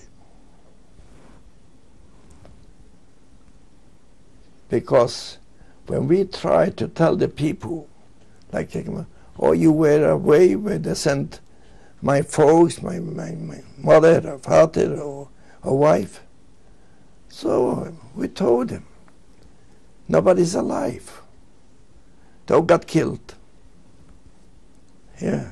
Well, you want to make a panic in the little ghetto? But that's the truth. Nobody, but nobody could believe us. And nobody did believe that something like that had happened. What do you want to say? You want to tell me they killed my wife for what? Go tell the man how his wife perished. It happened so far he went to that some of the Jewish informers informed the head man from the Gestapo, the man which he make the selection who should be alive, who should be dead, by the name of Degenhardt, that some people arrived here from Treblinka, they were there, and they're telling us horrible stories. So he looked at them, he said like that, if they could escape from over there, let them be here. Just like that.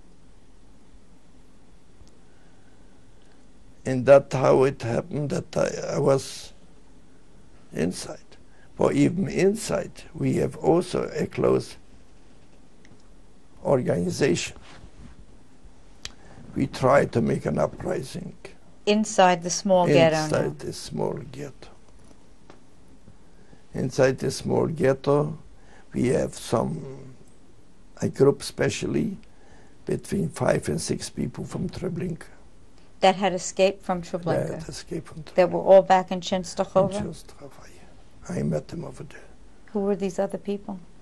So other people was a man I mentioned before by them, Eisner, Jacob Eisner, was Moshe Rappaport, Aaron Gilbert, and our three, that is 6, who was more there. I don't remember your number. Yes, the 2 brothers, Hermanek. And these were all people that had escaped? Yes. And you were trying now to make an uprising? Yes, we tried to do that. But was very, even between Jewish people, was very hard. Because it was a lot of informers. Something I forgot to mention is about a man by the name of Captain Jello. He was almost a headman from the Czechoslovak army. He came over there, according to my knowledge, is with his wife, because his wife was Jewish. He came where? To Treblinka. He was working there. He was in the same barrack with me. He was one of the head men that organized the uprising in Treblinka, which actually the uprising was on August 2nd, 1943, which I wasn't there already. I escaped in January of 1943. But after the war, I find out that he was one of the leaders. It is my responsibility to mention his name by this time. But you did know him when you Yes. were there. Yes, I know him. I spoke to him many times. At night, when we were together in the bark. What did you speak about? About the situation, the way it is, what to do. So at the time that he was there and you were there, was he already beginning to think about leading the uprising? Yes, yes. He was together with Horanzhitsky, he was together with Galeski, he was together with Rakowski, he was also together with Masaryk, which they were very close friends, and a few more of it. Now to move forward again, we're talking about you are now back in Częstochowa and you were now involved in organizing an uprising in the small ghetto of Częstochowa. What happened next? What had happened, we had an organization, an underground organization in Częstochowa. There were some leaders of them. One of them, I would like to mention a woman by the name of Rivka Glantz. There was a few men, a very close friend of mine. We were together in the concentration camp, I mean before the war even. He was a leader of the Zionist organization by the name of Nathan Slomnitsky with his brother. There was from various organizations, like in the ghetto was organized one party which has to organize in organizing the uprising, whatever we could. And that was the organization from Bond, Communist, Zionist, religious organization. We had one organization, that is the Jewish Underground, by that name. Did it have a name? Yeah, Jewish Underground. Did you have any weapons? Were you able to obtain any weapons? We had some weapons, but the story with weapons is very tragic, because for no money we could get it. And this we could buy only by the Polacks. And the Polacks were not interested of our survival. We had some. What weapons did you have? Just guns. And then we started to make our own Molotov bottles, if you know what that is. How did you make it? Molotov you fill in with how you call oil, or you fill in with some kind of gas, and by throwing them, they explode. Well, it happened also by a selection. The one which went from Częstochowa, one of our men from Treblinka, by the name of Vishlevich, had a gun, and when they selected people, a number of people, I would say a few hundred of it, he got out from his group, like there were groups, 25, 30 in a group, and he opened fire on a German. But the gun was so good, they couldn't kill them. At that time, they took out 27 from the boys, from our boys, the finest. And in front of us, they killed them. After that, we went in back to the ghetto where we worked about another couple months, and we had a man which was really one of the finest, personal friend of mine. One of them was Gomulinsky, and the other one, I don't recall the name. How can I forget a name like that? Will to come to it. Caught him, and they find out he's the organizer.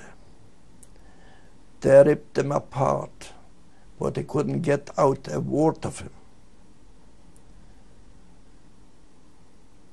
It was a day before that, on the 26th of June 1943, they liquidated this small ghetto. They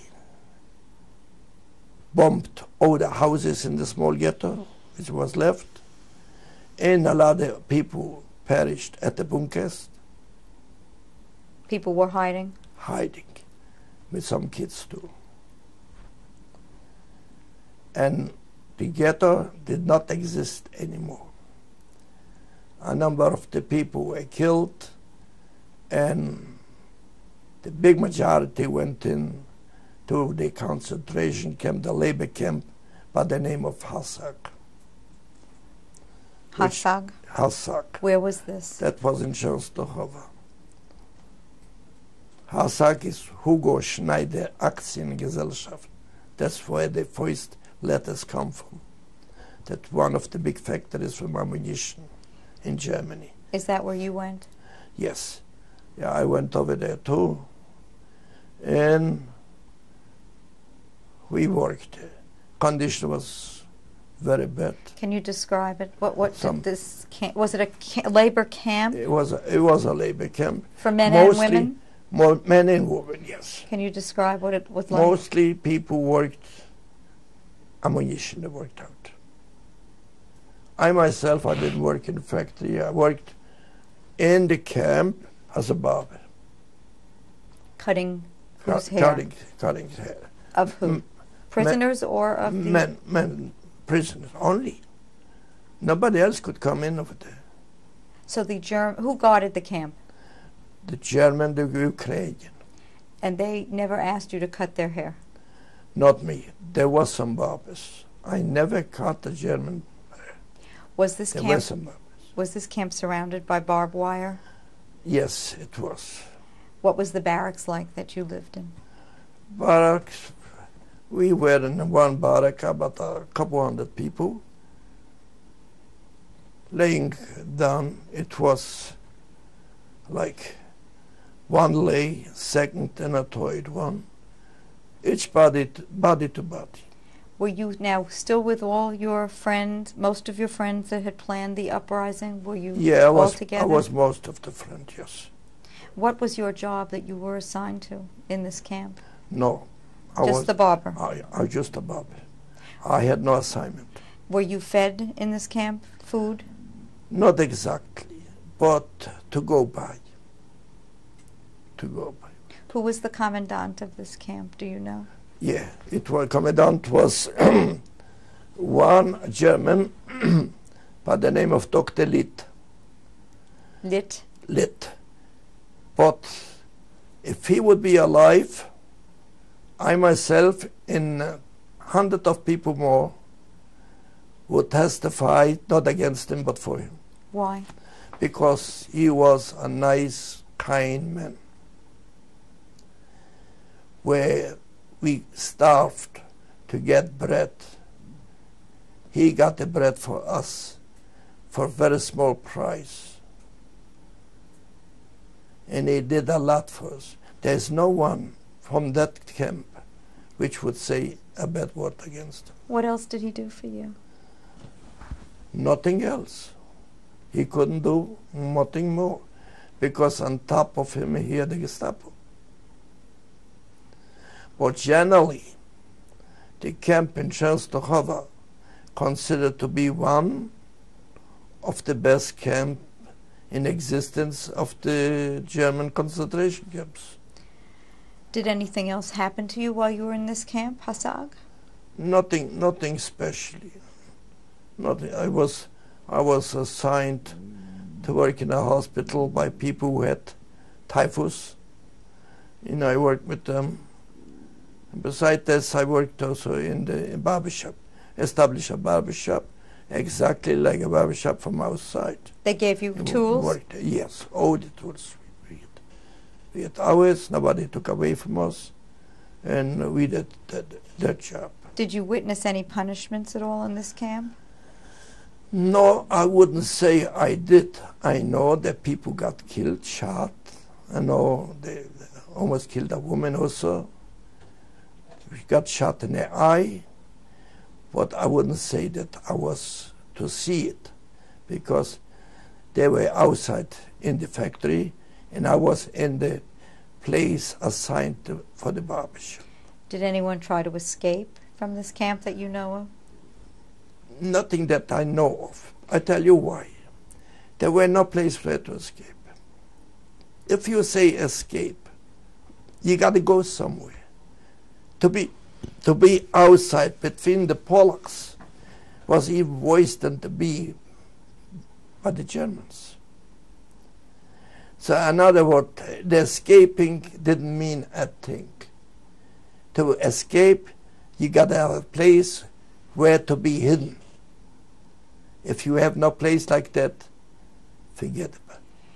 So did you have, at this point in Hasag, did you have hopes that you were going to survive at this point? What were your feelings Always. at this point? I don't know. In my mind, I always had, even in the toughest time I had always in my mind that I'm going to survive. I don't know why, but that was.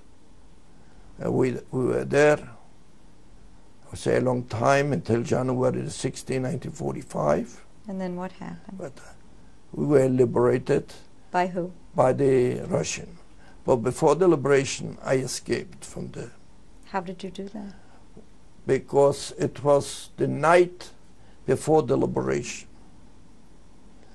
And they supposed to get rid of all the people there by exploring the factory with everything. And myself, more people so. They're carrying the bombs for it. But they had no time to do it. The Russians were on top of them. Around 10 o'clock at night, I went at that time, I went with the girl, my wife. Your wife? Yes. I met her in the ghetto. You met? Small ghetto. When I got back, she came over and she asked me about her husband. She was married before that. It happened that I found out that her husband was some kind of cousin of mine, and he was in Treblinka, he worked. And I told her the story, how it is. After he worked for a while over there, he got killed. And we got, you know, together, like coming.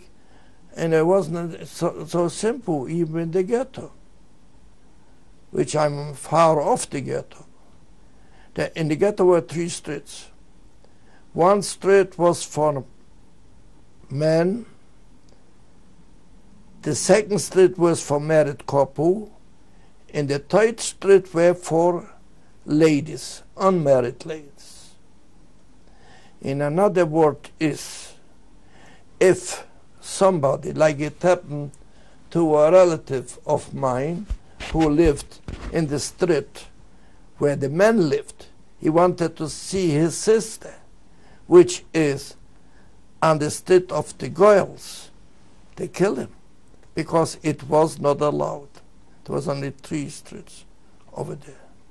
It happened, she was working, I was in a barber shop. Also in the ghetto, in the small ghetto, I worked in the barber shop. She could come in, doing cleaning, other thing. So we met And we got together, it's already over 50 years. And were you married in the ghetto? The small ghetto? Yes. Who married you? There was a rabbi. And what is your wife's name? My wife's name is Regina Hamburger. And so you... She is from Lodz, When Poland. did you get married? What year? It was right after I got back from Treblinka. So you were both in then Hasag together? Yeah, we were working as we could see each other in the Hasag every day. And you escaped together? Yes. Yes. When I planned this, because I didn't want, I told her, listen to me, I will never go into a wagon again. Even if I get killed, I don't go in. If I escape, okay. If not, let them kill me. But don't go after me, because there is no such thing like they're taking men and women together. But it happened that before I left, the barbed wire, and there was a big stop already between the Ukrainians and the Germans. I said, hey, come, we go together. And the following morning, we were liberated by the Russian army. What was that like? When you, how did you know you were liberated? How we know we saw the Russian? What did they tell you? Well, they said they're going to Berlin to liberate over. There was, you know, some kind of joy, but some kind of thing that first thing, we were left alone, without nobody, without family, without clothes, without money, without anything. And the first few days it was very hard, even with food. We had nothing to eat. In the concentration camp, at least, we had a piece of bread, a soup, little water, something. But outside, we didn't have nobody. The Russians didn't give you any food? They didn't have themselves. They slept in February, January, February, they slept in the street. And they didn't go in to take some apartments or tell people to go out from them. So where did you go? After liberation, where did you and your wife go? After the liberation, I was my hometown, but I couldn't stand it. Every place, every little street I went by, it was some kind of mix-up in my mind, because I saw people, I saw relatives, which in my mind, which actually they were dead. I left the place. I got in touch with a few more barbers. I went back to that place I come from, Boyton, and we took over a barber shop in a beauty shop from a German woman, which she was willing, very, very willing to give it to us, and not to give to Poles or to give to Russian. And she worked over there with us. Oh, and that happened from February until up to June. And then in Poland it was created an army, a Lance army they call themselves. And what they did is to kill Jewish people after the liberation, which a lot of Jewish people got killed, over 3,000 in Poland, 3,200 Jewish people got killed after the liberation. It happened across the street where I had a shop. Two of them, officers, came into a jewelry store without demanding anything, without taking anything. They just took out the guns and they killed them. I said that time to my wife, we have to leave. Same night, makes ready, he went to the German border. We made our papers over there. He went to Germany. And where did you go in Germany? Oh, Germany, we went to a place called before Bamberg, is in Germany. And from there we went to a little place by the name of Falkenstein, which is near Regensburg, famous city. Were you in a displaced persons camp at all? No. Just at the end, before going to the United States, I was a few months in a place by the name of Fernwald. So you stayed in Fehrenwald for how long? Well, I would say about 4 or 5 months. Did you work at all in this DP camp?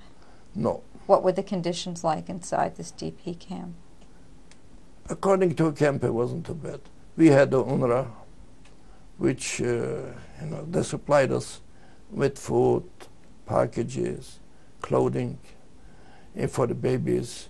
There was also some kind of organization there, some Zionist organization, which they tried to bring people to illegal to Israel.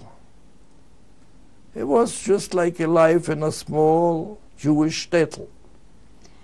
Did you have children at all yet there in Fehrenwald? No. It was just the two of you? Yeah. When did you come to America? I came to America 51. How did you come? On what ship? Or did you come by plane? No, I came by ship. What ship? Ship General Eltinger. And where did you dock? Where did the ship come to? What harbor? To New York. And where did you settle in New York? Oh, my wife had a brother, but he himself wasn't settled yet, so we went into a house. So my wife stayed in a very big room with another 600-700 women, and I was also with that kind of amount of men together until we find ourselves something. And did you have children? Hmm? Did you eventually have children? We have a daughter. And your daughter's name? Bani Toby, after my mother.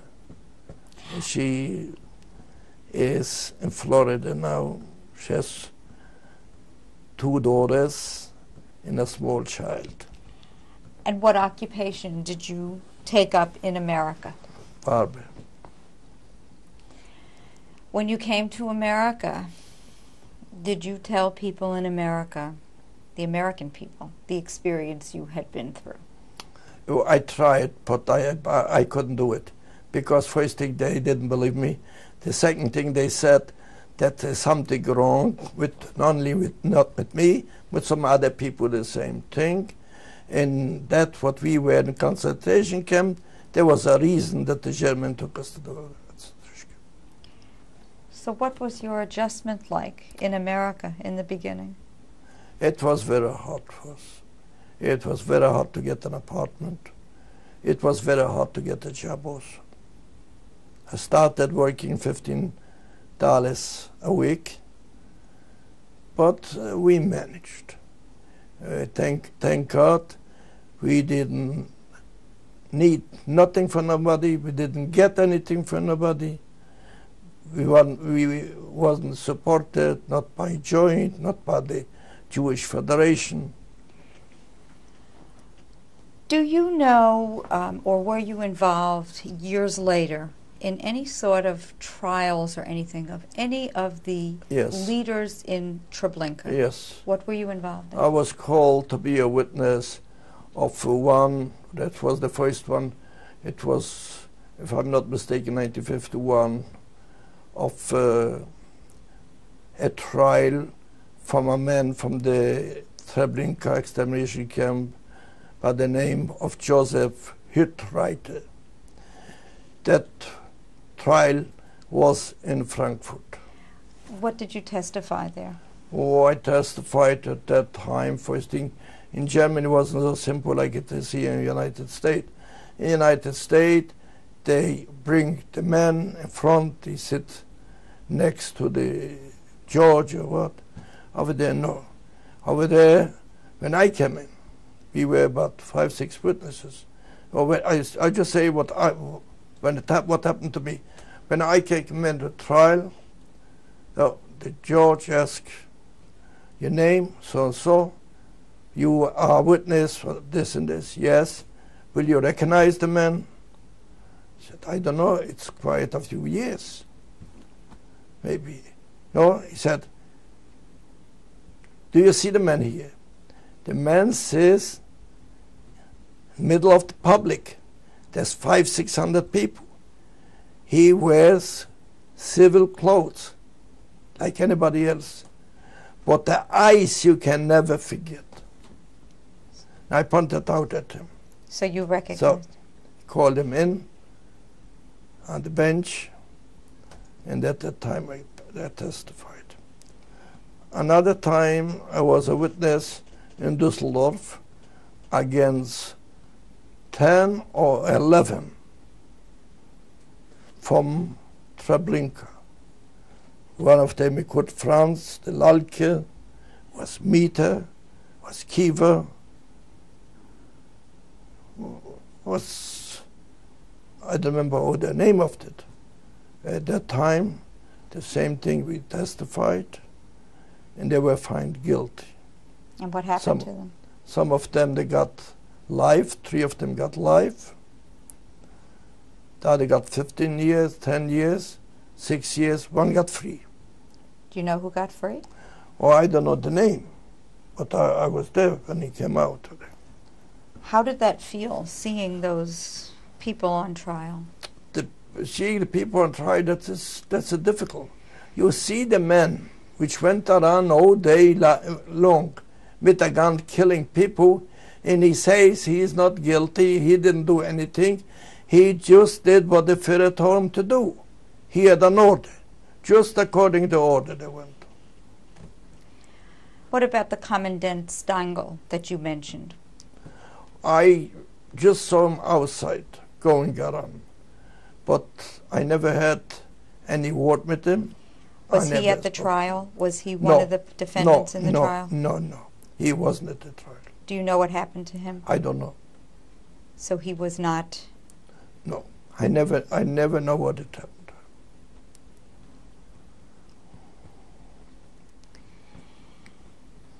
That was the only trial, 2 trials that you participated in? Those 2 trials attended, yes. That's more than enough for me. Believe me, when you get back from a trial like that, you're more sick than alive. It's not a pleasure. Even coming here, believe me, it's not a pleasure. Inside, even if you say with a smile or this, that, inside, you can never forget. You will never forget what happened, what you went through. Mr. Bomba, what are you presently doing right now? Are you retired? I am. What do you do in your spare time? Oh, my spare time, something, go into the club, play, swim, but I do also going to schools organized by the Holocaust survivors of South Florida, and to talk to the children in the school about the Holocaust, what I went through, like other people, they talking what they went through. And that is a big satisfaction for me to speak in front of those children in the question what those children are asking, which had happened many times. I spoke to growing up people, but they didn't have the nerve, or they didn't have their mind to ask questions like that. What did the children ask you? Like what? Give me an example. The same thing, I would say, first of all, how come that you survived? And so many of you people did not. And I want you to mention that not children, Jewish children, that the children from Catholic school, public school, high school. And I don't think so that I had one of those students Jewish, which I didn't ask. No, but you cannot ask in a school who is Jewish, who is not Jewish. But very, very interesting question. What had happened to the people? What had happened to their mind? What happened to the children? How they acted? And how could the German do something like that, what they did? They didn't have anything in their heart or in their mind what they're doing. And that was very interesting for me, this question, and to explain that to him, the way they were, what they did. Mr. Bomba, do you have any thoughts, theories, speculations? Why did you survive? Oh, I don't know. I don't know. I believe that is a way. If I would be very religious, I would say that's God's way that I survived. But the way it is, I don't know why I survived. And I don't know, going through so many times, being just on a step for being dead until now. And especially with my sickness lately, that I survive, I don't know. It's something must keep somebody, an eye on me. Do you ever dream about any of your experiences? Many times. What do you...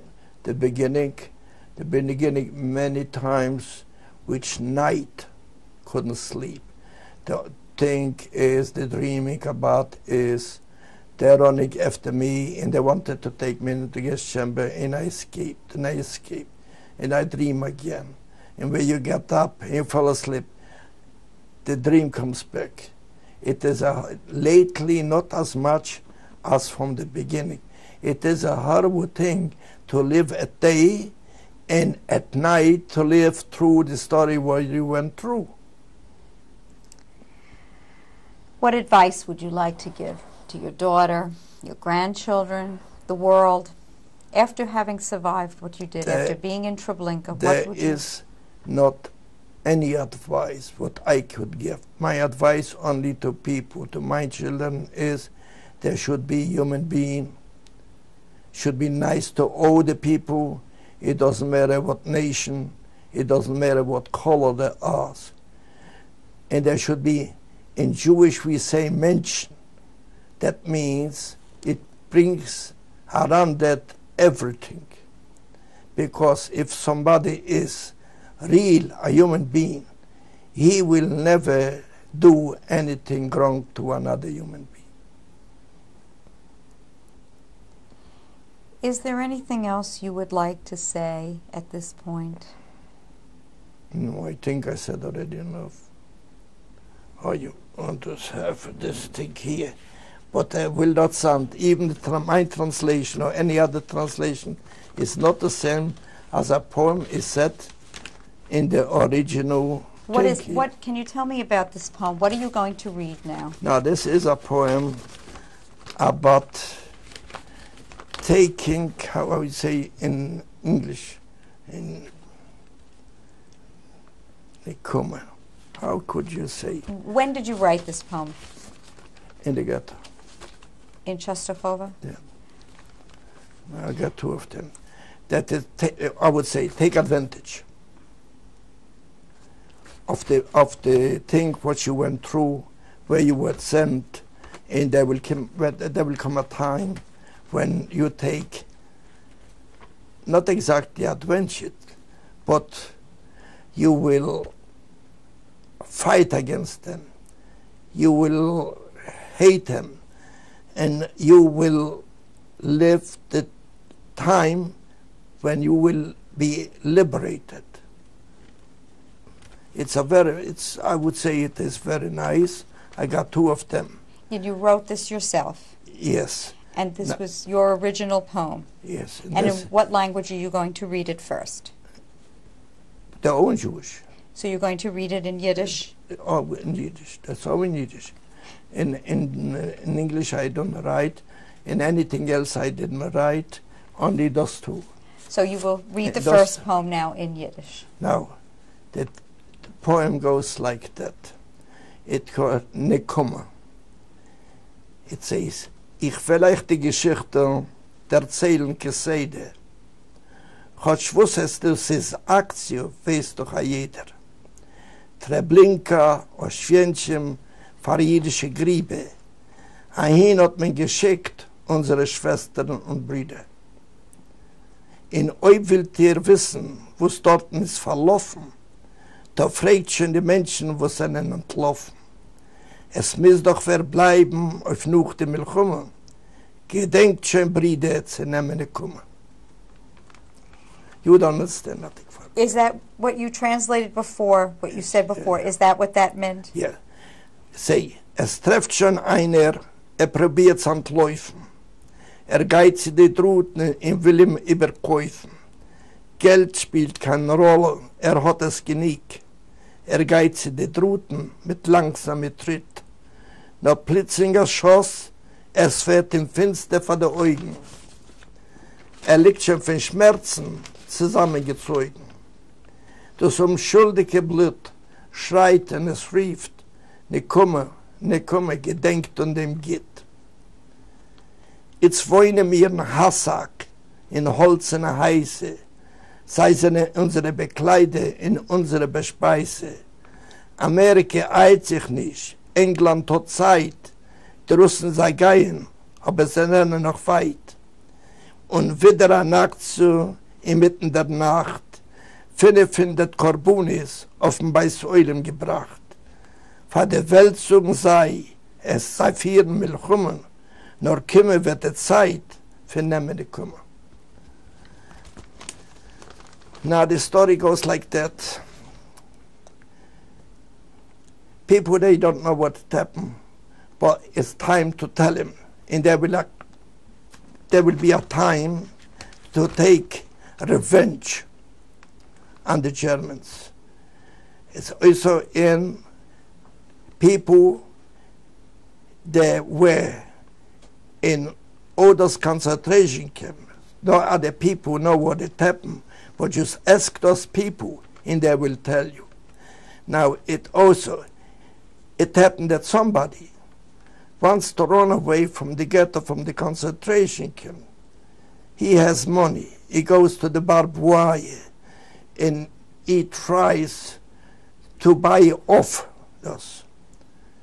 But this guy, he takes the money. He kills the people. Now, there is also a thing that the war goes on, but United States is not in a hurry.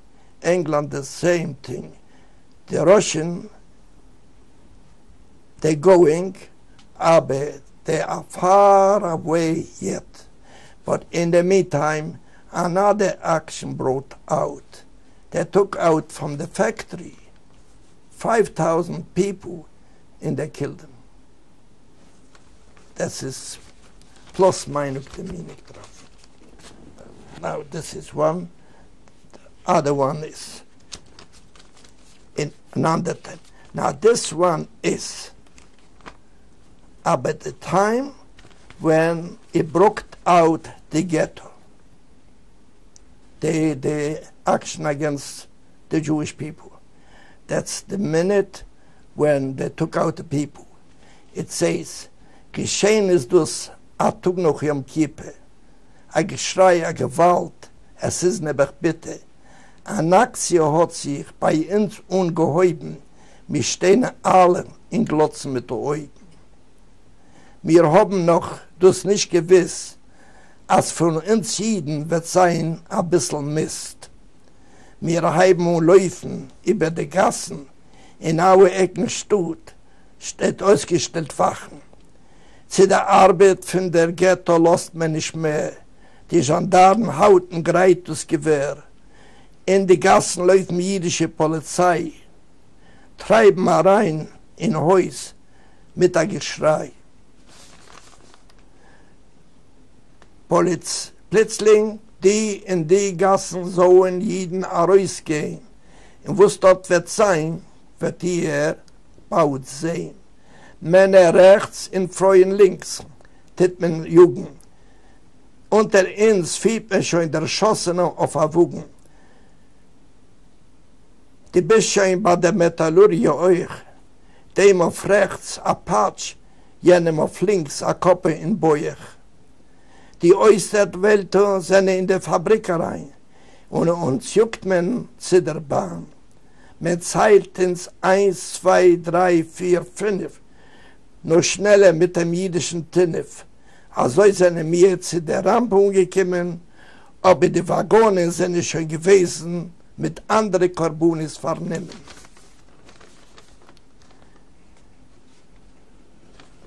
Man befehlt ihn zurück, heimgehen, in die Gassen auf Freit Mittagwein. Der hat seine Spuche, jenem nicht beschert.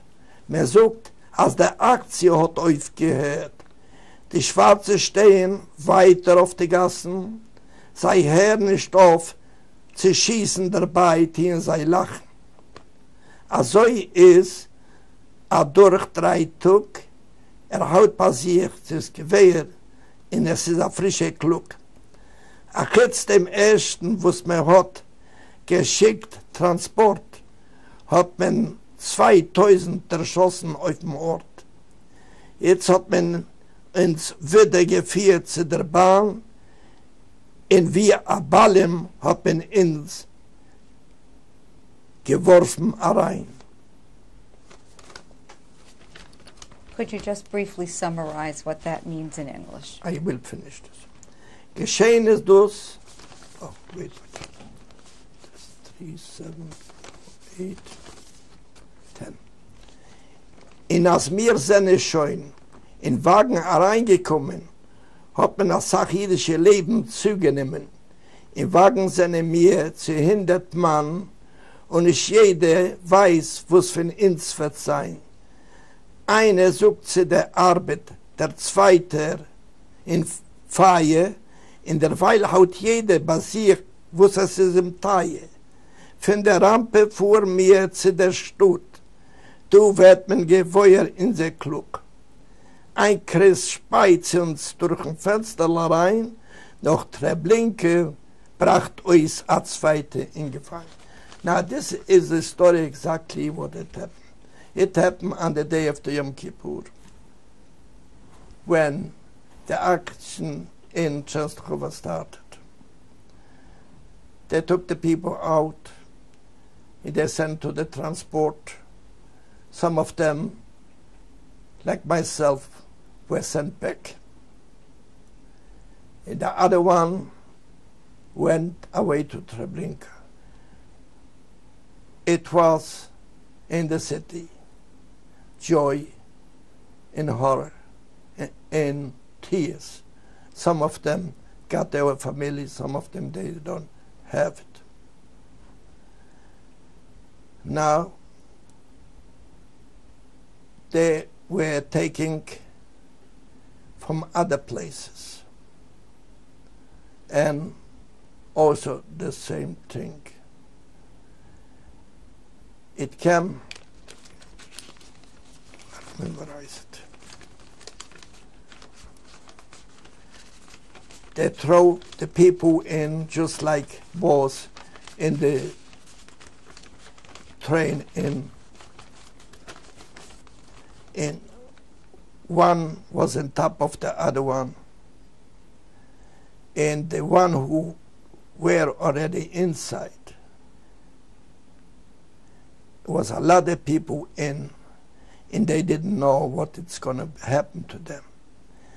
Some say we're going to work, and some say we go in a fire where they're going to kill us. But everyone keeps this bundle of everything what he has.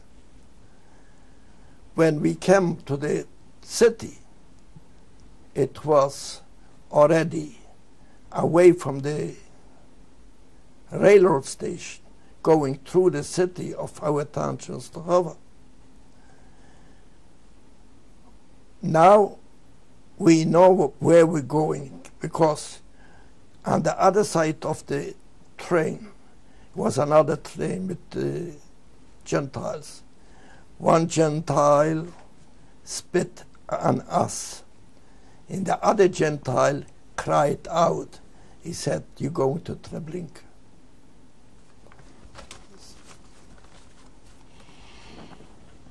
Mr. Bomba, I want to thank you very much for your You testimony You are very welcome. and your interview.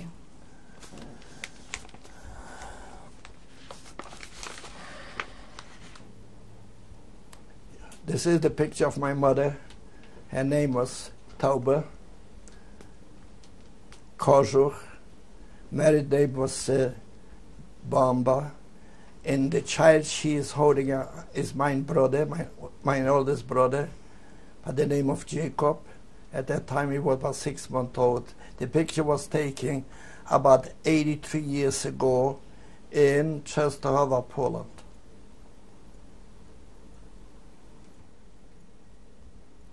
This picture is of myself. My name is Abraham Bomba. The picture was taken in Częstochowa.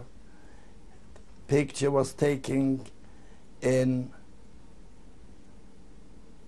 1913, which is almost 83 years old.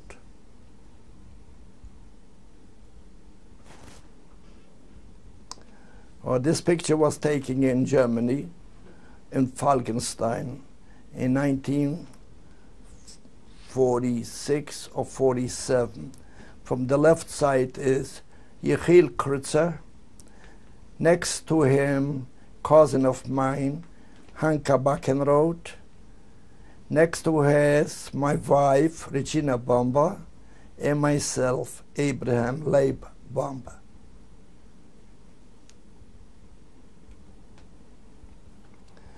Now, this is a picture taken in Treblinka. Treblinka was destroyed after the uprising. And all what they have in Treblinka is big stones. Each stone has a name of a city or a country from where the people were brought from their places to Treblinka, where they perished over there in the gas chambers. Next to that picture is over there, next to the stone, is myself, Abraham Bomba. When did you go back there? What year? I went back there 4 years ago.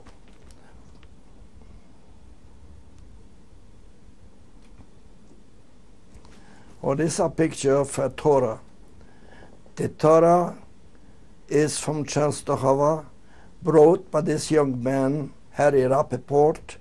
The Torah was buried 50 years in Częstochowa, was founded by Harry Rappaport, brought illegal out from the communist country to America, restored, which took already 2 years, and this is in my possession. It has the name of my father and mother, my wife's father and mother, and all of the people, 6 million people who perished during the Holocaust. Now, this is a picture taken in Israel about 6 years ago. That picture is a friend of mine, Sam Wilmberg, a very well-known man, wrote a book about Treblinka. He was in Treblinka from the beginning till the end. He took part in the uprising. Next to him is my wife, and to the right side is his wife. Very, very well-known man. Who, as you're looking at the picture, who is on the left? On the left is his wife, Sam Wilmberg's wife. And her name? I don't remember her name. And on the right is your wife? Is my wife, yes. Now this is a picture of a very close friend of mine. He was in Treblinka. He worked at the second camp next to the gas chamber. He was there from the beginning until the uprising in Treblinka. His name is Pinchas Epstein. His wife's name is Golda. He was the main witness at the Vannak trial in Israel.